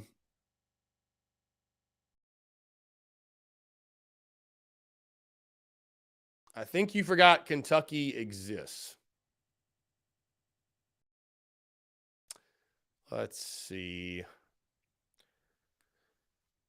Andrew the textbook says, my top villain and my Gamecocks fan was probably Cam Newton. I still remember his comeback victory against us in 2010 at Auburn in the 2010 SEC Championship blowout. Yeah, that's yep, for sure.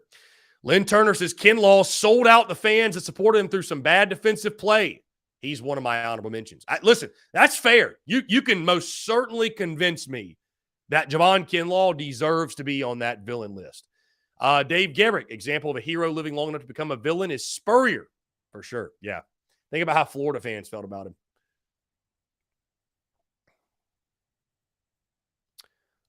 Hugh Janus. I knew what I was doing when I read that name, by the way. Hugh space Janus. I don't even know if that sounds any better, actually. He says Chris Phillips is a good one in regards to villains. Hey, there's a lot of Gamecock fans, or at least the Carolina Slapdick community would certainly label me one. Lynn Turner says, Kinlaw called me toxic. He's out in my book. John Eber says Frank Martin for sure. Okay.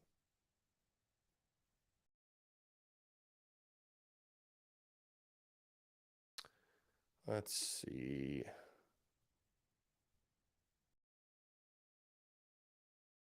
Andrew the textbook says, I wish it could be Gamecocks and Vandy every year, but I would settle for Kentucky.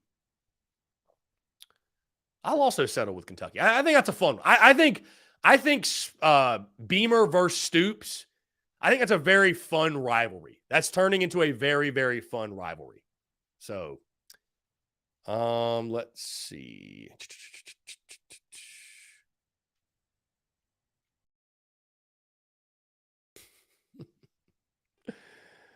All right. Anyways, guys, 843-790-3377. That's 843-790-3377. How about Kentucky baseball just screwing the people over that are coming to their regional because of a music festival and I don't know, music festival and something else.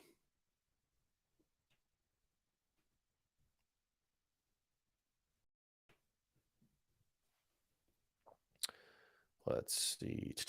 Shout out. GA says shout out to BDD. Indeed. Shout out to BDD. Gamecocks 2001. Is there a chance for McGillis to come back by the Supers? I believe he's out for the year. I believe that he is out for the year. And, yeah, I mean, we'll see. Maybe if they go to Omaha, but based off what Kingston has said and folks we talked to, I do not think it is high probability, which is a shame. The fact that he came back just immediately re-aggravated the injury. And, yeah, so it's unfortunate. It's unfortunate for sure. Unfortunate for sure.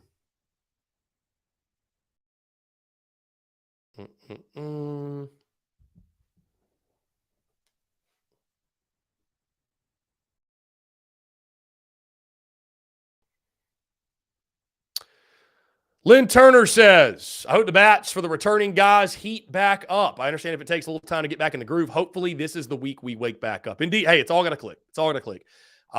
Everybody has got to get going and get rolling. You know, I will say this, and we have the SEC conversation, but it's just like, how do the South Carolina bats handle, you know, it's not SEC pitching. I mean, you faced the best of the best. You should have immense confidence going into this regional. You know, we talked about Neiman, that's his last name, right? Yeah, Dominic Neiman, 12-2 with a 2.76 ERA for Central Connecticut State. I'd imagine they will start Neiman. Yeah, so I mean, you know, a quality arm, but you know, you believe in your lineup. I think South Carolina should be able to swing it this weekend, but it's going to certainly come down to that. And you're going to need quality pitching. I mean, everything. There's a reason, guys. Again, I don't list keys of the weekend or keys to baseball games because it's really all the same. Pitch well, play great defense, and get timely hitting. I mean, that's really what it'll come down to. And South Carolina did not do that consistently enough over the last 4 weeks. And hey, they need a guy like Ethan Petrie to get going, man. I saw a stat yesterday. I think he hit like 260 in the month of May. I mean, his South Carolina's fall directly correlated with his slump. So, you know, you hate to put that much pressure on a true freshman, but the fact of the matter is this: Ethan Petrie is a huge, and I mean a vital piece to this South Carolina baseball team. So, let's see.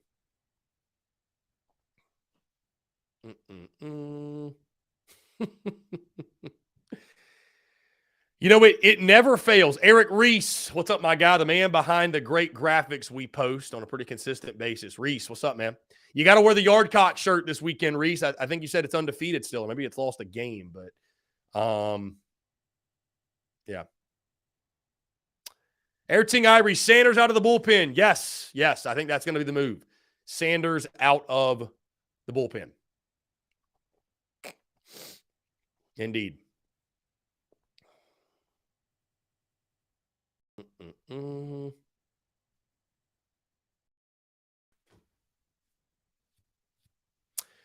Guys, 843-790-3377. That's 843-790-3377 here on this Tuesday, May the 30th. Appreciate each and every single one of you tuning in.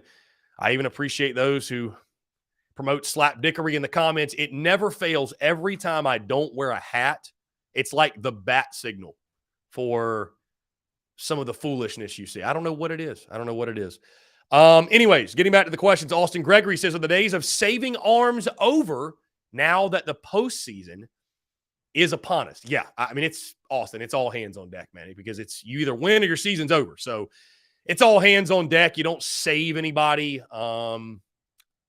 Again, in my personal opinion, you go best available. So if you need Chris Veach, to start game one, or not start, excuse me. If you need to come to relief game one, if you need to throw Chris Veach, you throw Chris Veach.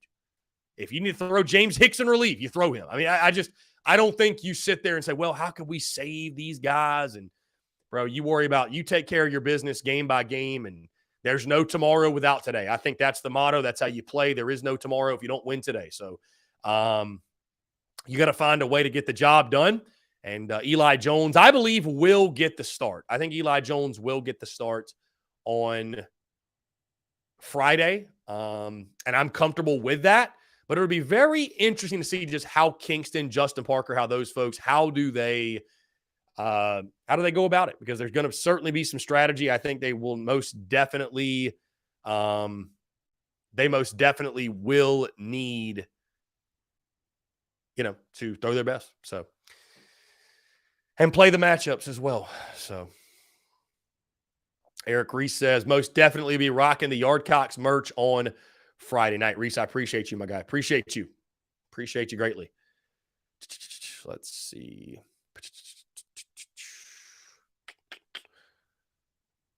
Guys, continuing on our power hour, taking your questions, comments, calls, 843-790-3377. As I mentioned earlier in the show, we'll have full breakdowns of Campbell and NC State. I'm actually jumping on a Campbell podcast at 4 o'clock today, and we're going to have him return the favor, jump on our show as well, talk for 15, 20 minutes on the Campbell Camels and give us a full breakdown of them. On the Thursday show, we will feature an NC State breakdown. It looks like the folks over at the Red and White podcast, they will jump on with us to talk NC State. So going to be a lot of fun. And the Campbell, believe it or not, there's a Campbell podcast. Yes, I know many of you are like, what in the world? There is a Campbell podcast. The name of that podcast, it slips my mind at the moment. I think it's just Orange and Black or something like that. Yeah. Anyways, I think it's Orange and Black podcast. Yeah, here we go. Orange and Black Pod. Yeah. Orange and Black Pod. And they are also fueled by Fully Caffeinated is the name of the Twitter account that talks Campbell Camels. So believe it or not, there is a Campbell Camels. There's a contingency of fans out there who rock with the Campbell Camels. So going to be a lot of fun chatting with them. And the textbook says, it just me, or does it feel like we've always had a lot of injuries under Kingston, similar to how we had a lot of injuries under Muschamp? Injuries do happen in the game of baseball. I mean, here's the thing, Andrew, the textbook, you can't really help if a guy's elbow pops. It's just really bad luck. But I do agree with you. There's been this theme of injuries. Injuries have certainly been a theme in the Mark Kingston era. And what's weird is, I mean, they've got the same strength coach they've always had. Billy Anderson has been there forever. I believe he was the strength coach on the national championship teams. Gamecock baseball players love Billy Anderson, but I tell you, with the injuries, maybe it's time for something new. Maybe it's time for a new strength coach for baseball. I'm not out here trying to call for fire Billy Anderson, but it's just the injuries keep happening, and you wonder why. I mean, you wonder why. You wonder why. So it's definitely a theme. It's definitely a theme in the Kingston era. Chase Floyd has agreed. Andrew does feel like our strength and conditioning is hot dog water at best under Kingston. Yeah, I don't know.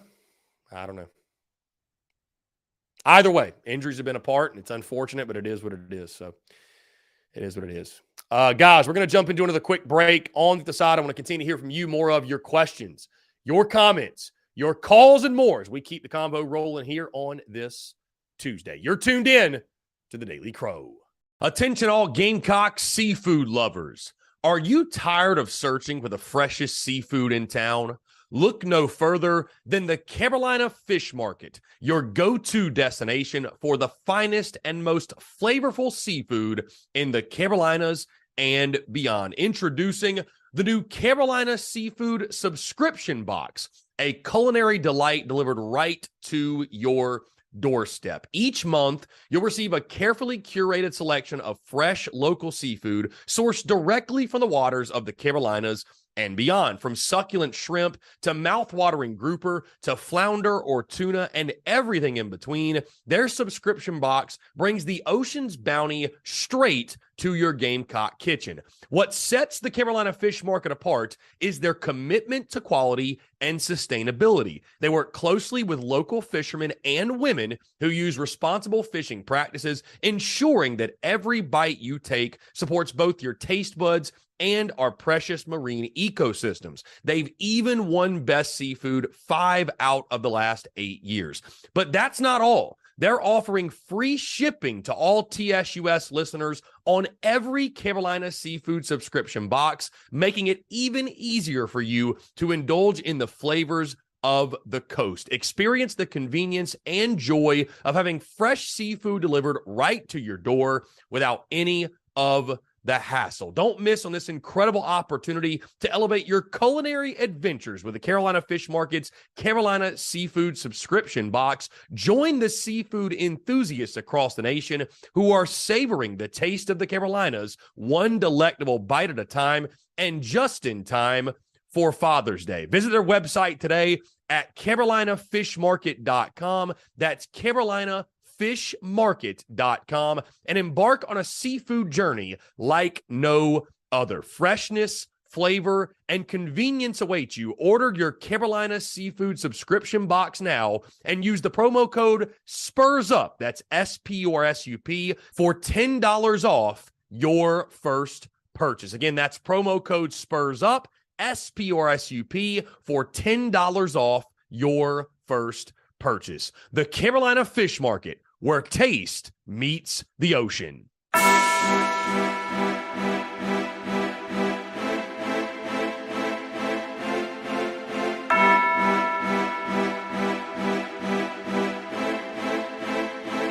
Muscle Dougie, ho.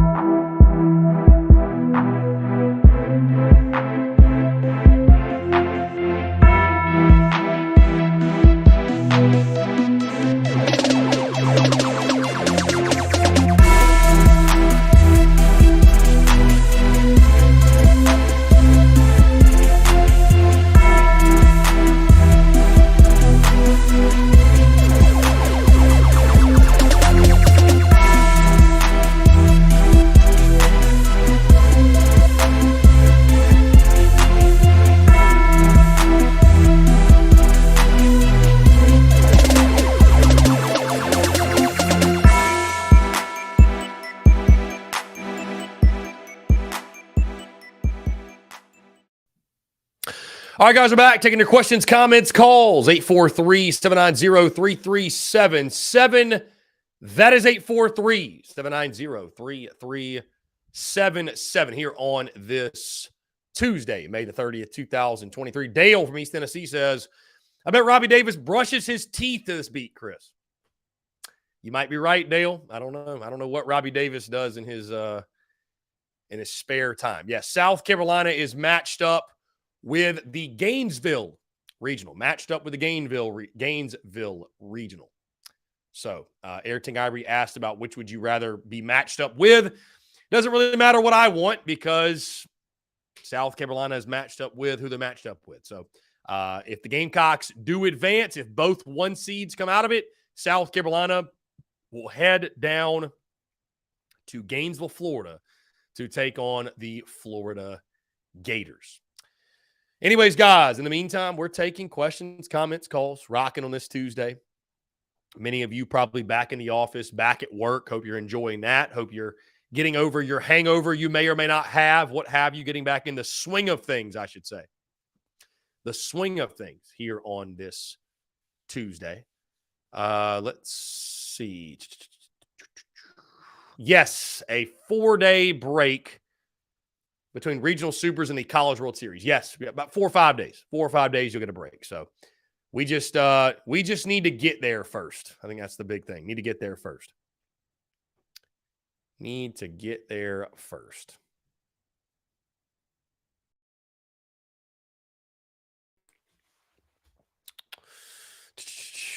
Let's see.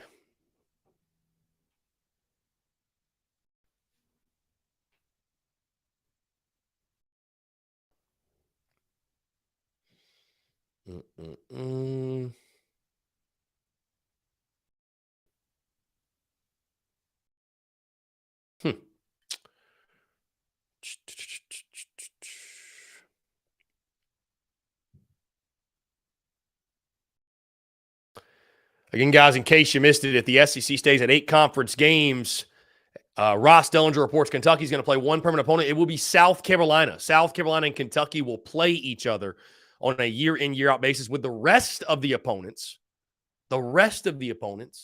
shuffling. Be interesting. John Eber said, let's get out of the regional first before thinking about a possible super regional. Indeed. Yeah. I mean, you got to take care of business in the regional first, no doubt. Airting Ivory, I predict Petrie will light it up. Need him. We need him. We absolutely need him. There's no question. You absolutely need him.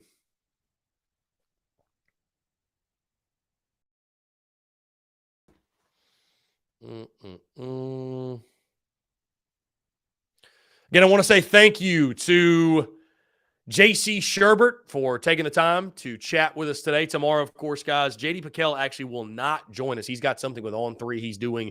He'll return, I believe, next week. And then the next 2 Mondays, I was informed that Mark Rogers, the voice of college football, is going out of town for the first 2 weeks of June. So the next 2 Mondays, we will have no Mark Rogers. So didn't I pick a really fun time to go live for 3 hours a day when we get into arguably the slowest time of the year, a.k.a. the offseason for college football? Hopefully, we've still got baseball to talk about, but we shall see. We'll cross that bridge when we get to it. I know you guys will roll with the punches and everything else. So I appreciate you all, your love and support. GA just talking about the irony in the chat of some people's usernames and what have you. Yes, GA, the irony is something. It's something indeed. Yeah. Look at this. John Eber got it scheduled. We'll miss TDC on June 16th because that's when my younger brother's bachelor weekend is. I just thought I'd say that. All right, so mark John Edward out on June the 16th. Let's see. Gamecock Fanatic says, I feel like the rotation, regardless of the order, should be Mahoney, Eli Jones, and James Hicks. Well, Gamecock Fanatic, I think you're going to get your wish. I think all 3 of those guys are going to pitch this weekend. Let's go ahead, guys, and jump to the phone lines. Call from Robbie Davis, Zaxby's Hall of Famer. Robbie Davis, what's going on, my friend? How are you? Well, aside from coughing up mucus for the last 2 weeks, I'm doing fantastic. Well, I'm glad to hear that you are feeling better, hopefully, on this Tuesday, man. I appreciate you calling in. What's up? Oh, I'm feeling a little better. It's just every time I try to swallow food, my throat hurts. You might have strep throat, my guy. You might want to get that checked out. I got some medicine for it. I'll be all right. I'm gonna just take the medicine and get sleep every chance I get. So, anyways, we definitely need to start playing some great baseball. This is the time of year where there is no margin for error. Whoever we have available to pitch, let them pitch. There's no margin for error. If we get runners on, if it was me, I'd be doing a hit and run every freaking time we were up the bat and there was runners on. Okay. Every time. Okay. I don't care if the bases are loaded and there's 2 outs. If you run, okay, I don't care, because that ball might get down and go to the fence, and that'll be a bases clearing triple if we're lucky. Be a bold strategy, So, Robbie. Be a bold strategy. I mean, there's like I said, there's no margin for error. You just gotta. This is it. Got to attack. It's win or go home. You got to attack. Exactly. And I meant to tell you this several weeks ago, by the way. Someone made me a shirt, and it says Carolina Gamecocks on it. And it's got the Gamecock logo in the center of Carolina Gamecocks. And they told me to turn it around, and it's actually my last name on the back of the shirt in black letters with like as close to garnet trimming as possible. So that'll probably be my go-to shirt if I go to any sporting events. Nice. I love that. Either that or the Beamer Ball to the Moon shirt. And I appreciate you for that, Robbie. I really do. I appreciate that. That sounds awesome to me. I love custom stuff. So I'm glad you're able to get yourself a custom shirt for the game. It was a birthday gift because some friends of ours that live in the same neighborhood, they always have a birthday shindig for all the birthdays in May, and I didn't even know they made the shirt until I got it a couple of weeks ago. But it has become my favorite shirt aside from the shirt I got from you back in what was it, April? Yeah, April. So, but yeah, that's what. But anyways, yeah, that's what we need to do. Freaking, this is the best time for us to, in the best way I can describe it. This is the time to drop our nuts and freaking go to town. As Cam Smith once famously said, drop your nuts. It is that time, Robbie. You're right. It's time for us to drop our nuts. It is time to daggum and to take care of business and freaking get out of cola with the dub in the regionals and get to the supers. But we got to get out of the regionals first. Facts. Yeah, got to take care. Got to take care of our business for you on Thursday. Exactly, and I'll have my prediction for you on Thursday. Prediction on Thursday. Okay, love that.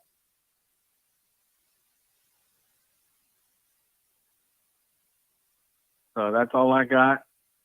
And in case Dick Dale's wondering, okay, I do brush my teeth, but I brush my teeth in complete silence. Okay, in the calm and silence of my bathroom. Okay.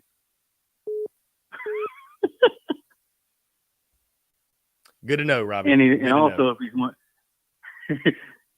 so yeah, and I use Crest Mint toothpaste in case he's wanting to know that too. Very nice.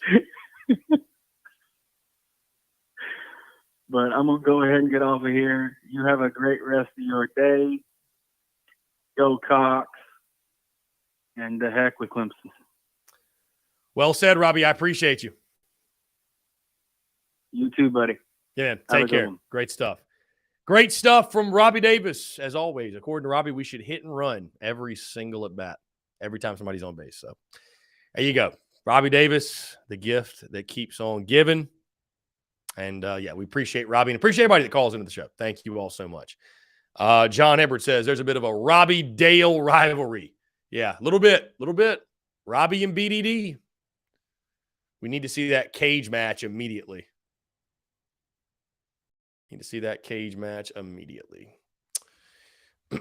Anyways, guys, phone lines are open. Keep it coming. 843-790-3377. That is 843-790-3377. Austin Gregory says David Spalding ranked the number 24 nickel or slot cornerback by Big Game Boomer. Big Game Boomer also tweeted South Carolina's schedule today. He also tweeted the schedule today. Everybody's giving their thoughts, giving their opinions on that.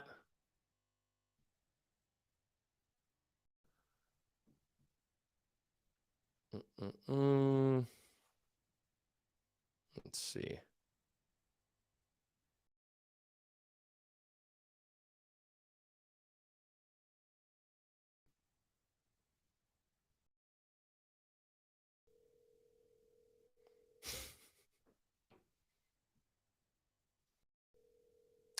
I don't know if people are trying to leave me voicemails from the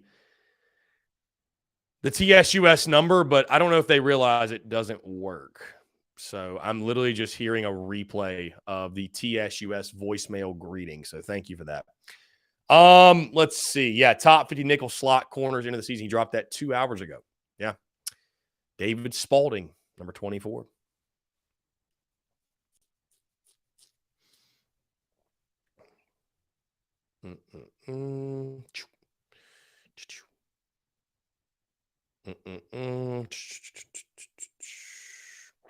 Anyways, guys, 843-790-3377. Really excited for the content upcoming this week and, of course, today as well.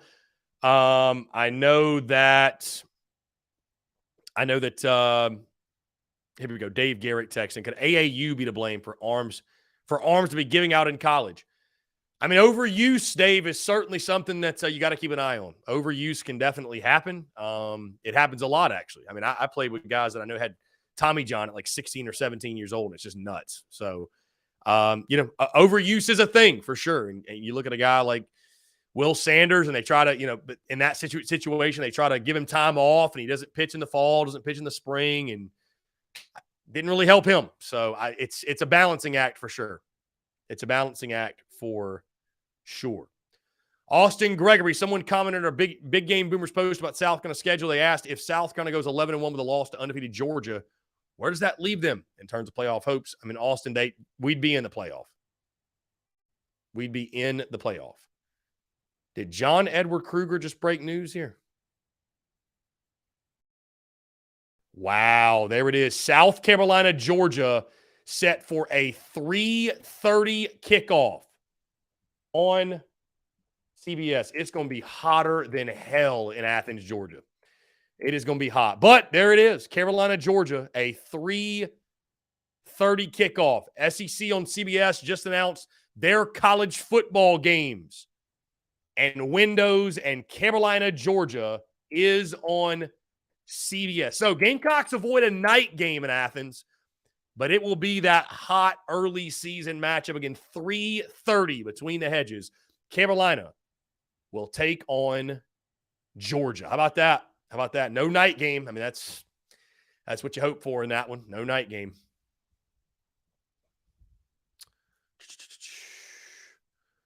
Yeah. Okay. 3:30 kickoff on CBS. That's good news. Hey, the featured game. The featured ball game.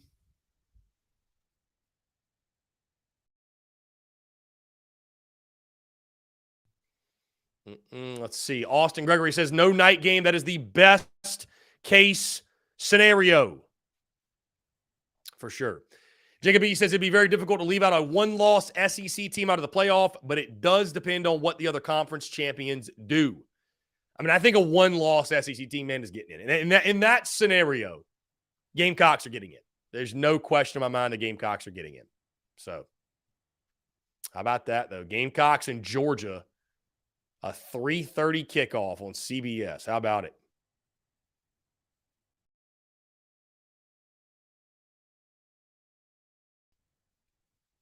How about that?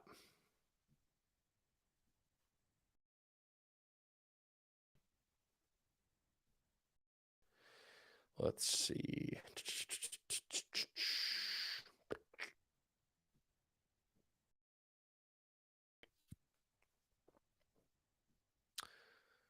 That being said, guys, hey, I'm going to get this graphic out here for the Carolina-Georgia game. Let's jump into a quick break so I can do that. And on the other side, we'll close out the show, taking your questions, your comments, your calls, and more. On the side, you're tuned in to the Daily Crow.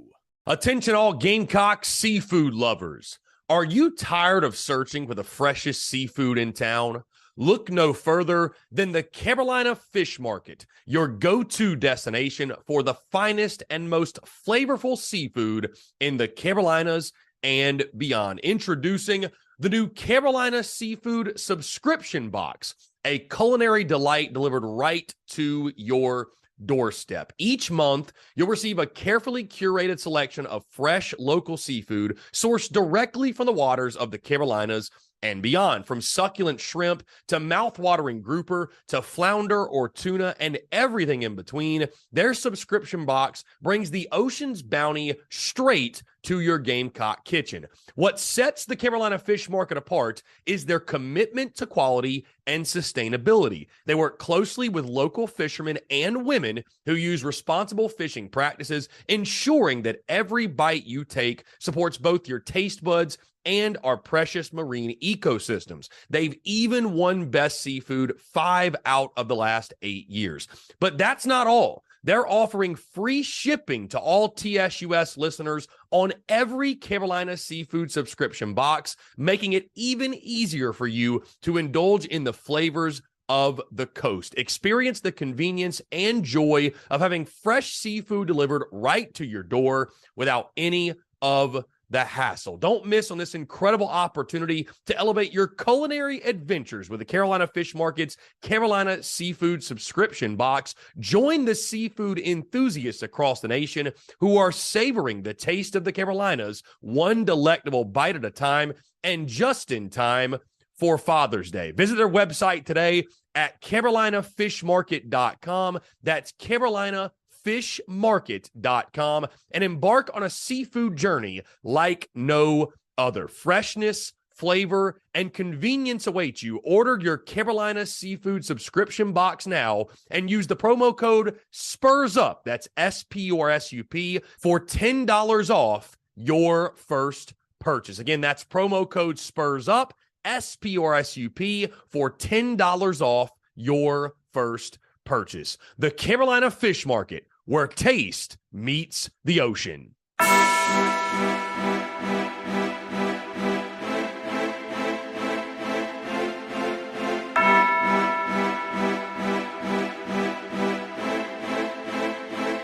Marshall Dougie, ho.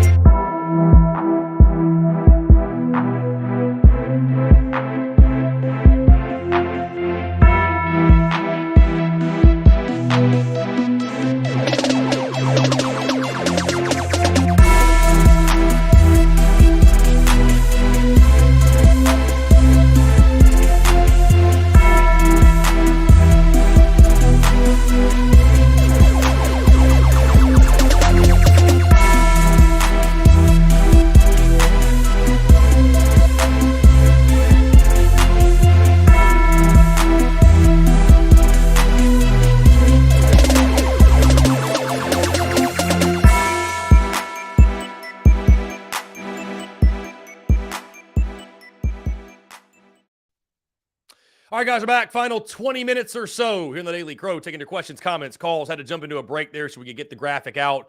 South Carolina, Georgia is officially a 3:30 kickoff on CBS Saturday, September the 16th. I would imagine, guys, what that also means is that maybe today or at least sometime this week, we will get kickoff times for the first 3 games of the 2023 season. It's generally this time of year that you're getting those kickoff times for early in the season. You know, some are obviously already out there, but Gamecocks and Georgia,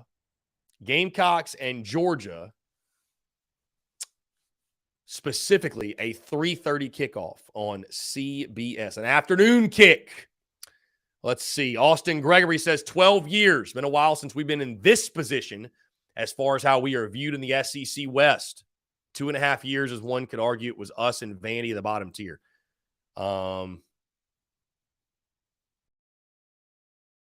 Let's see. Here's a good question. Austin Gregory, Chris, please fill me in. Where did the Cox by 90 slogan originate? Had a family member ask me and I was clueless. You know, Austin, I will give you my best understanding of where the slogan came from. I believe early on, I don't know, early on.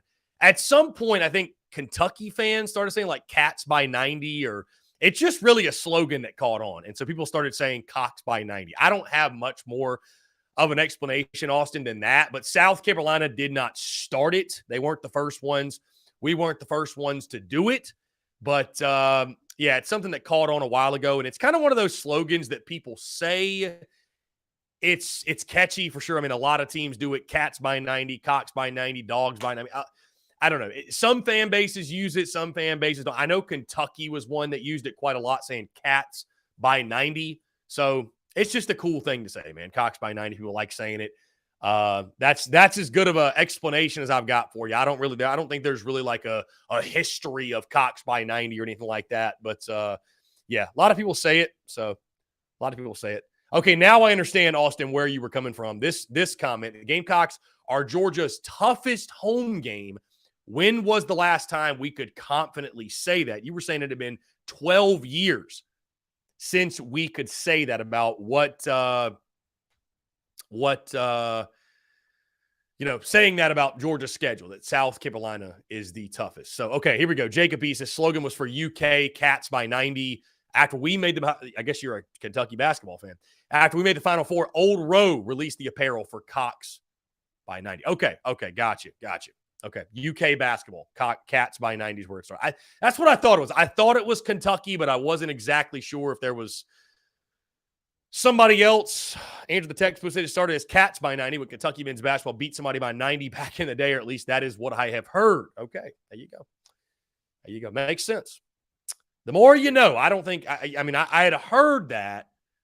But I wasn't exactly sure.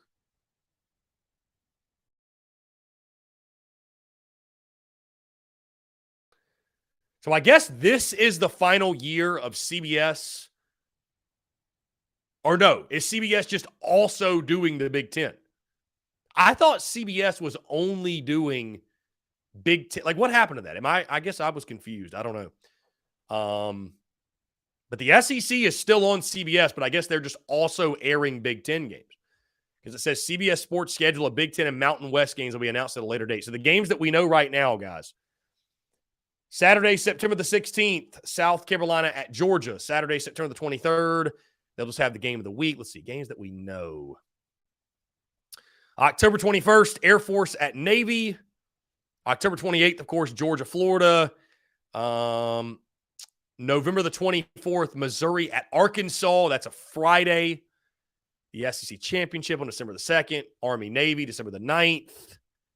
And the Tony the Tiger Sun Bowl, December the 29th, will be on CBS as well.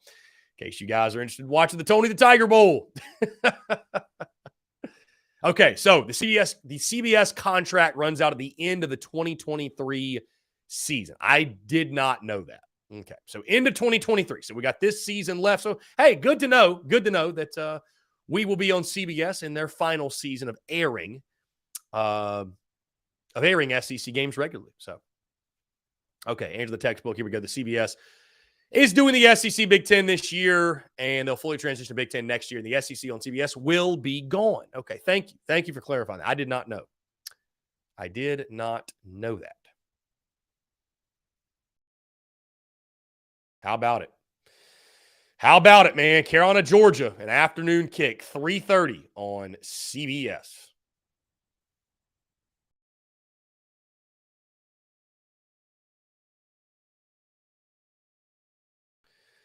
Again, guys, got just under 15 minutes to go here on this Tuesday. John Ever says, RIP the SEC on CBS Music. It is fire. Oh, it is fire indeed. Jeff Gullidge, I don't know if he's in the chat. He'll love to hear this, though. We are getting closer and closer and closer to our season simulation series. Very excited for that. Also, guys, probably in about a month or so, we'll be in a different studio. We will be in a new studio because yours truly, this place has been great. Been here the last year, but we'll be getting out of here and going to a different location. Not going to say the city, not going to say the place, anything like that. But what all you need to know is we'll be in a different location. We're in a different location, and there will be a new studio, which I am very much so looking forward to. Excited for a new studio. As much as I've loved the TV in the background, I think it's done really well. You guys know I love to keep the studio fresh. I really do. I love keeping the studio fresh, and it's going to be really, really cool. Even more memorabilia in the background. I don't know exactly how we'll set it up, but it's going to be a lot of fun. Going to be a lot of fun. So, going to be a lot of fun for sure. Jacob E says, loved the CBS games, but holy smokes, those commentators have a love affair for Bama like I've never seen before. I mean, they're definitely biased to Bama because Bama runs the SEC, my friend. So, you know, I mean, it is what it is, man. Austin Gregory, I do agree that it'll be sad not to hear the SEC on CBS Music anymore. That is true. That is true.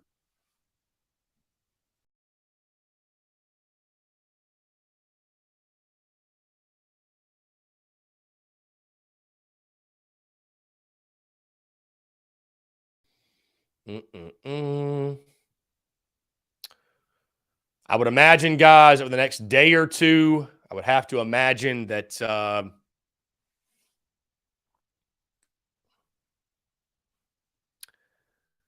that the first 3 weeks will drop. The first 3 weeks of the schedule will drop at some point very, very soon. So the SEC on CBS slate has been announced.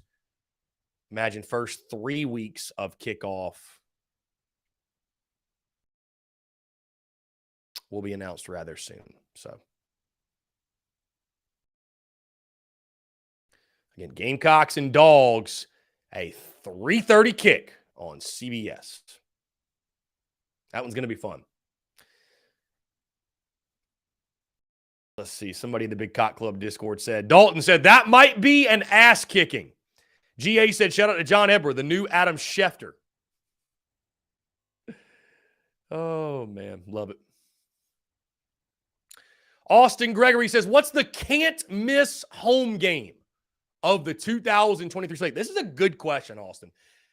I think what's the can't miss home? You got to look at the home game schedule, right? You've got, let's not even include Furman. Let's not include Furman or Jacksonville State. I think that's silly. So not including Furman or Jacksonville State. You've got Mississippi State, Vandy, Kentucky, and Clemson's the other one. You say I can't say Clemson outside of Clemson. So it's either Kentucky, Mississippi State, or Vandy. I would actually go Kentucky over Mississippi State.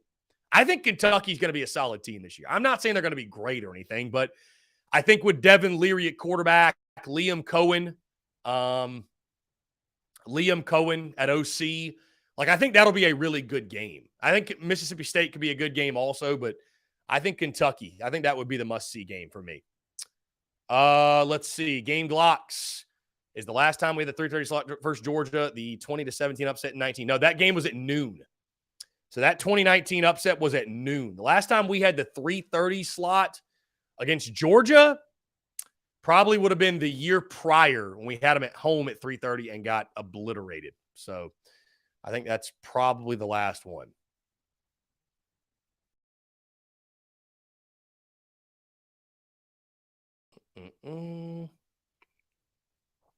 Austin Gregory, Jacksonville State upset FSU just 2 years ago. Not saying it'll be competitive, but you can't sleepwalk through any game period. Oh, I mean, Austin, you're right. Hey, listen, you're right. You're right.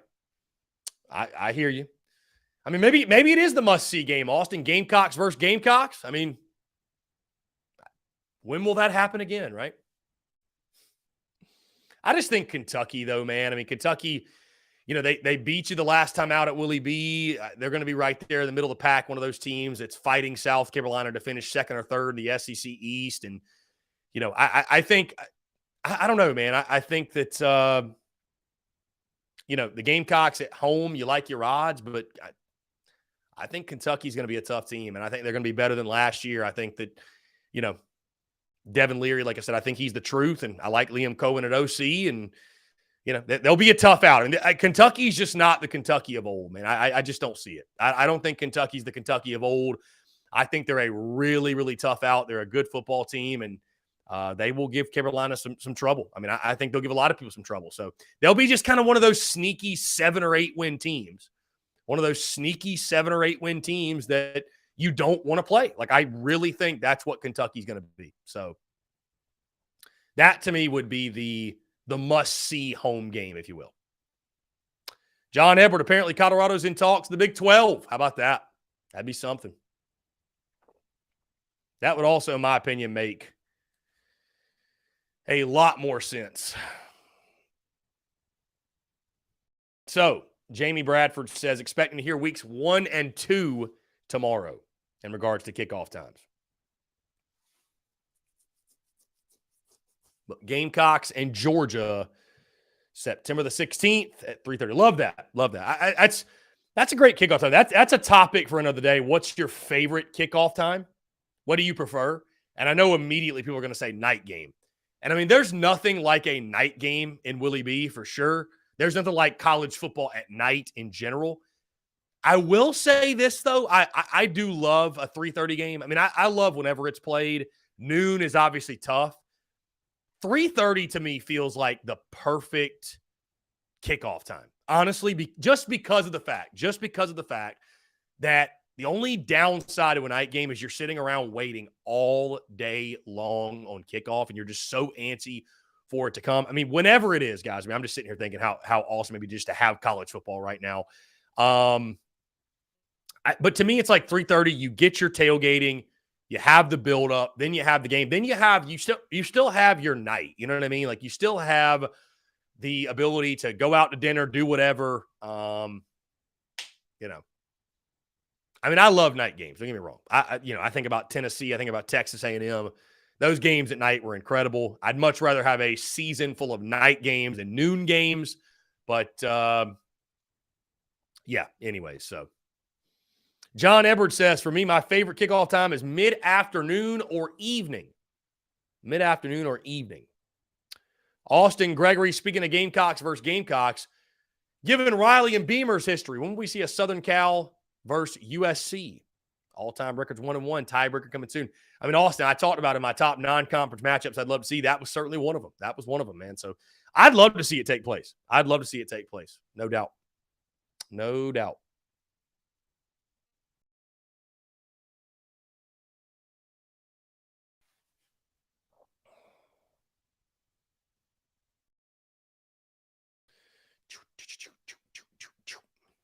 Anyways, guys, just over 5 minutes to go. Appreciate each and every single one of you tuning in.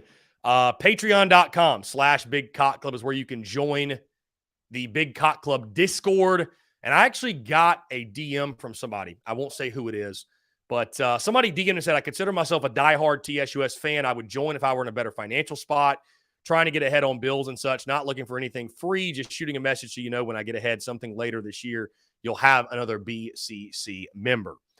Also, if you've ever considered a BCC subscription box, merch delivered to your door every month, shorts, hats, stickers, towels, and maybe throw in pairs of tickets in a couple lucky random boxes. Could be any sport. I think the diehard fans would go for it. I know that I would. That's a great idea. Listen, the mystery box is something that I think that would be really, really cool.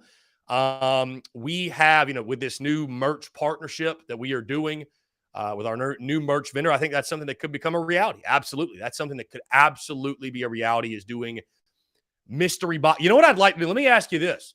How many of you would be interested in buying like a a gift card to the TSUS store. Would anybody be interested in doing that for somebody? I think that's something we could offer that'd be really, really, really cool. Austin Gregory said, let's hear your best argument for who the real USC is. Austin, I'll use the argument that probably everybody else uses and that Darius Rucker so famously used. We were a school before they were a state. I think that's the best way to put it. Man. No doubt. That is the best way to put the argument. I think that's all you really have to say. But I would love Austin to see a matchup on the field. Let's settle it. Let's settle it on the field. Why not? I'd love that. Chase Floyd says, gift card, you owe Dale $2. Yeah, I got to hit Dale up about that. I owe Dale $2. My apologies to Dale. I do indeed owe Dale money. Austin said, I request gift cards from all of my family members. I will, we're revamping our store. So that's something I'll definitely see about is if we can have like an option where it's like you could just buy a TSUS gift card. So I think that'd be a really, really cool thing. People love gift cards. Who doesn't? And then, yeah, you guys can ask people for gift cards and not feel bad about doing it. And I think, again, that'd be a very, very cool thing.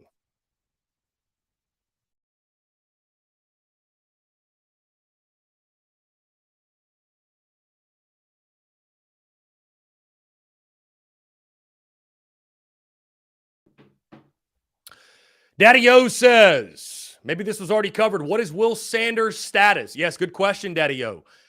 Will Sanders is expected to be a go this weekend and will most likely come out of the bullpen, Daddy O. So he will serve out of the bullpen.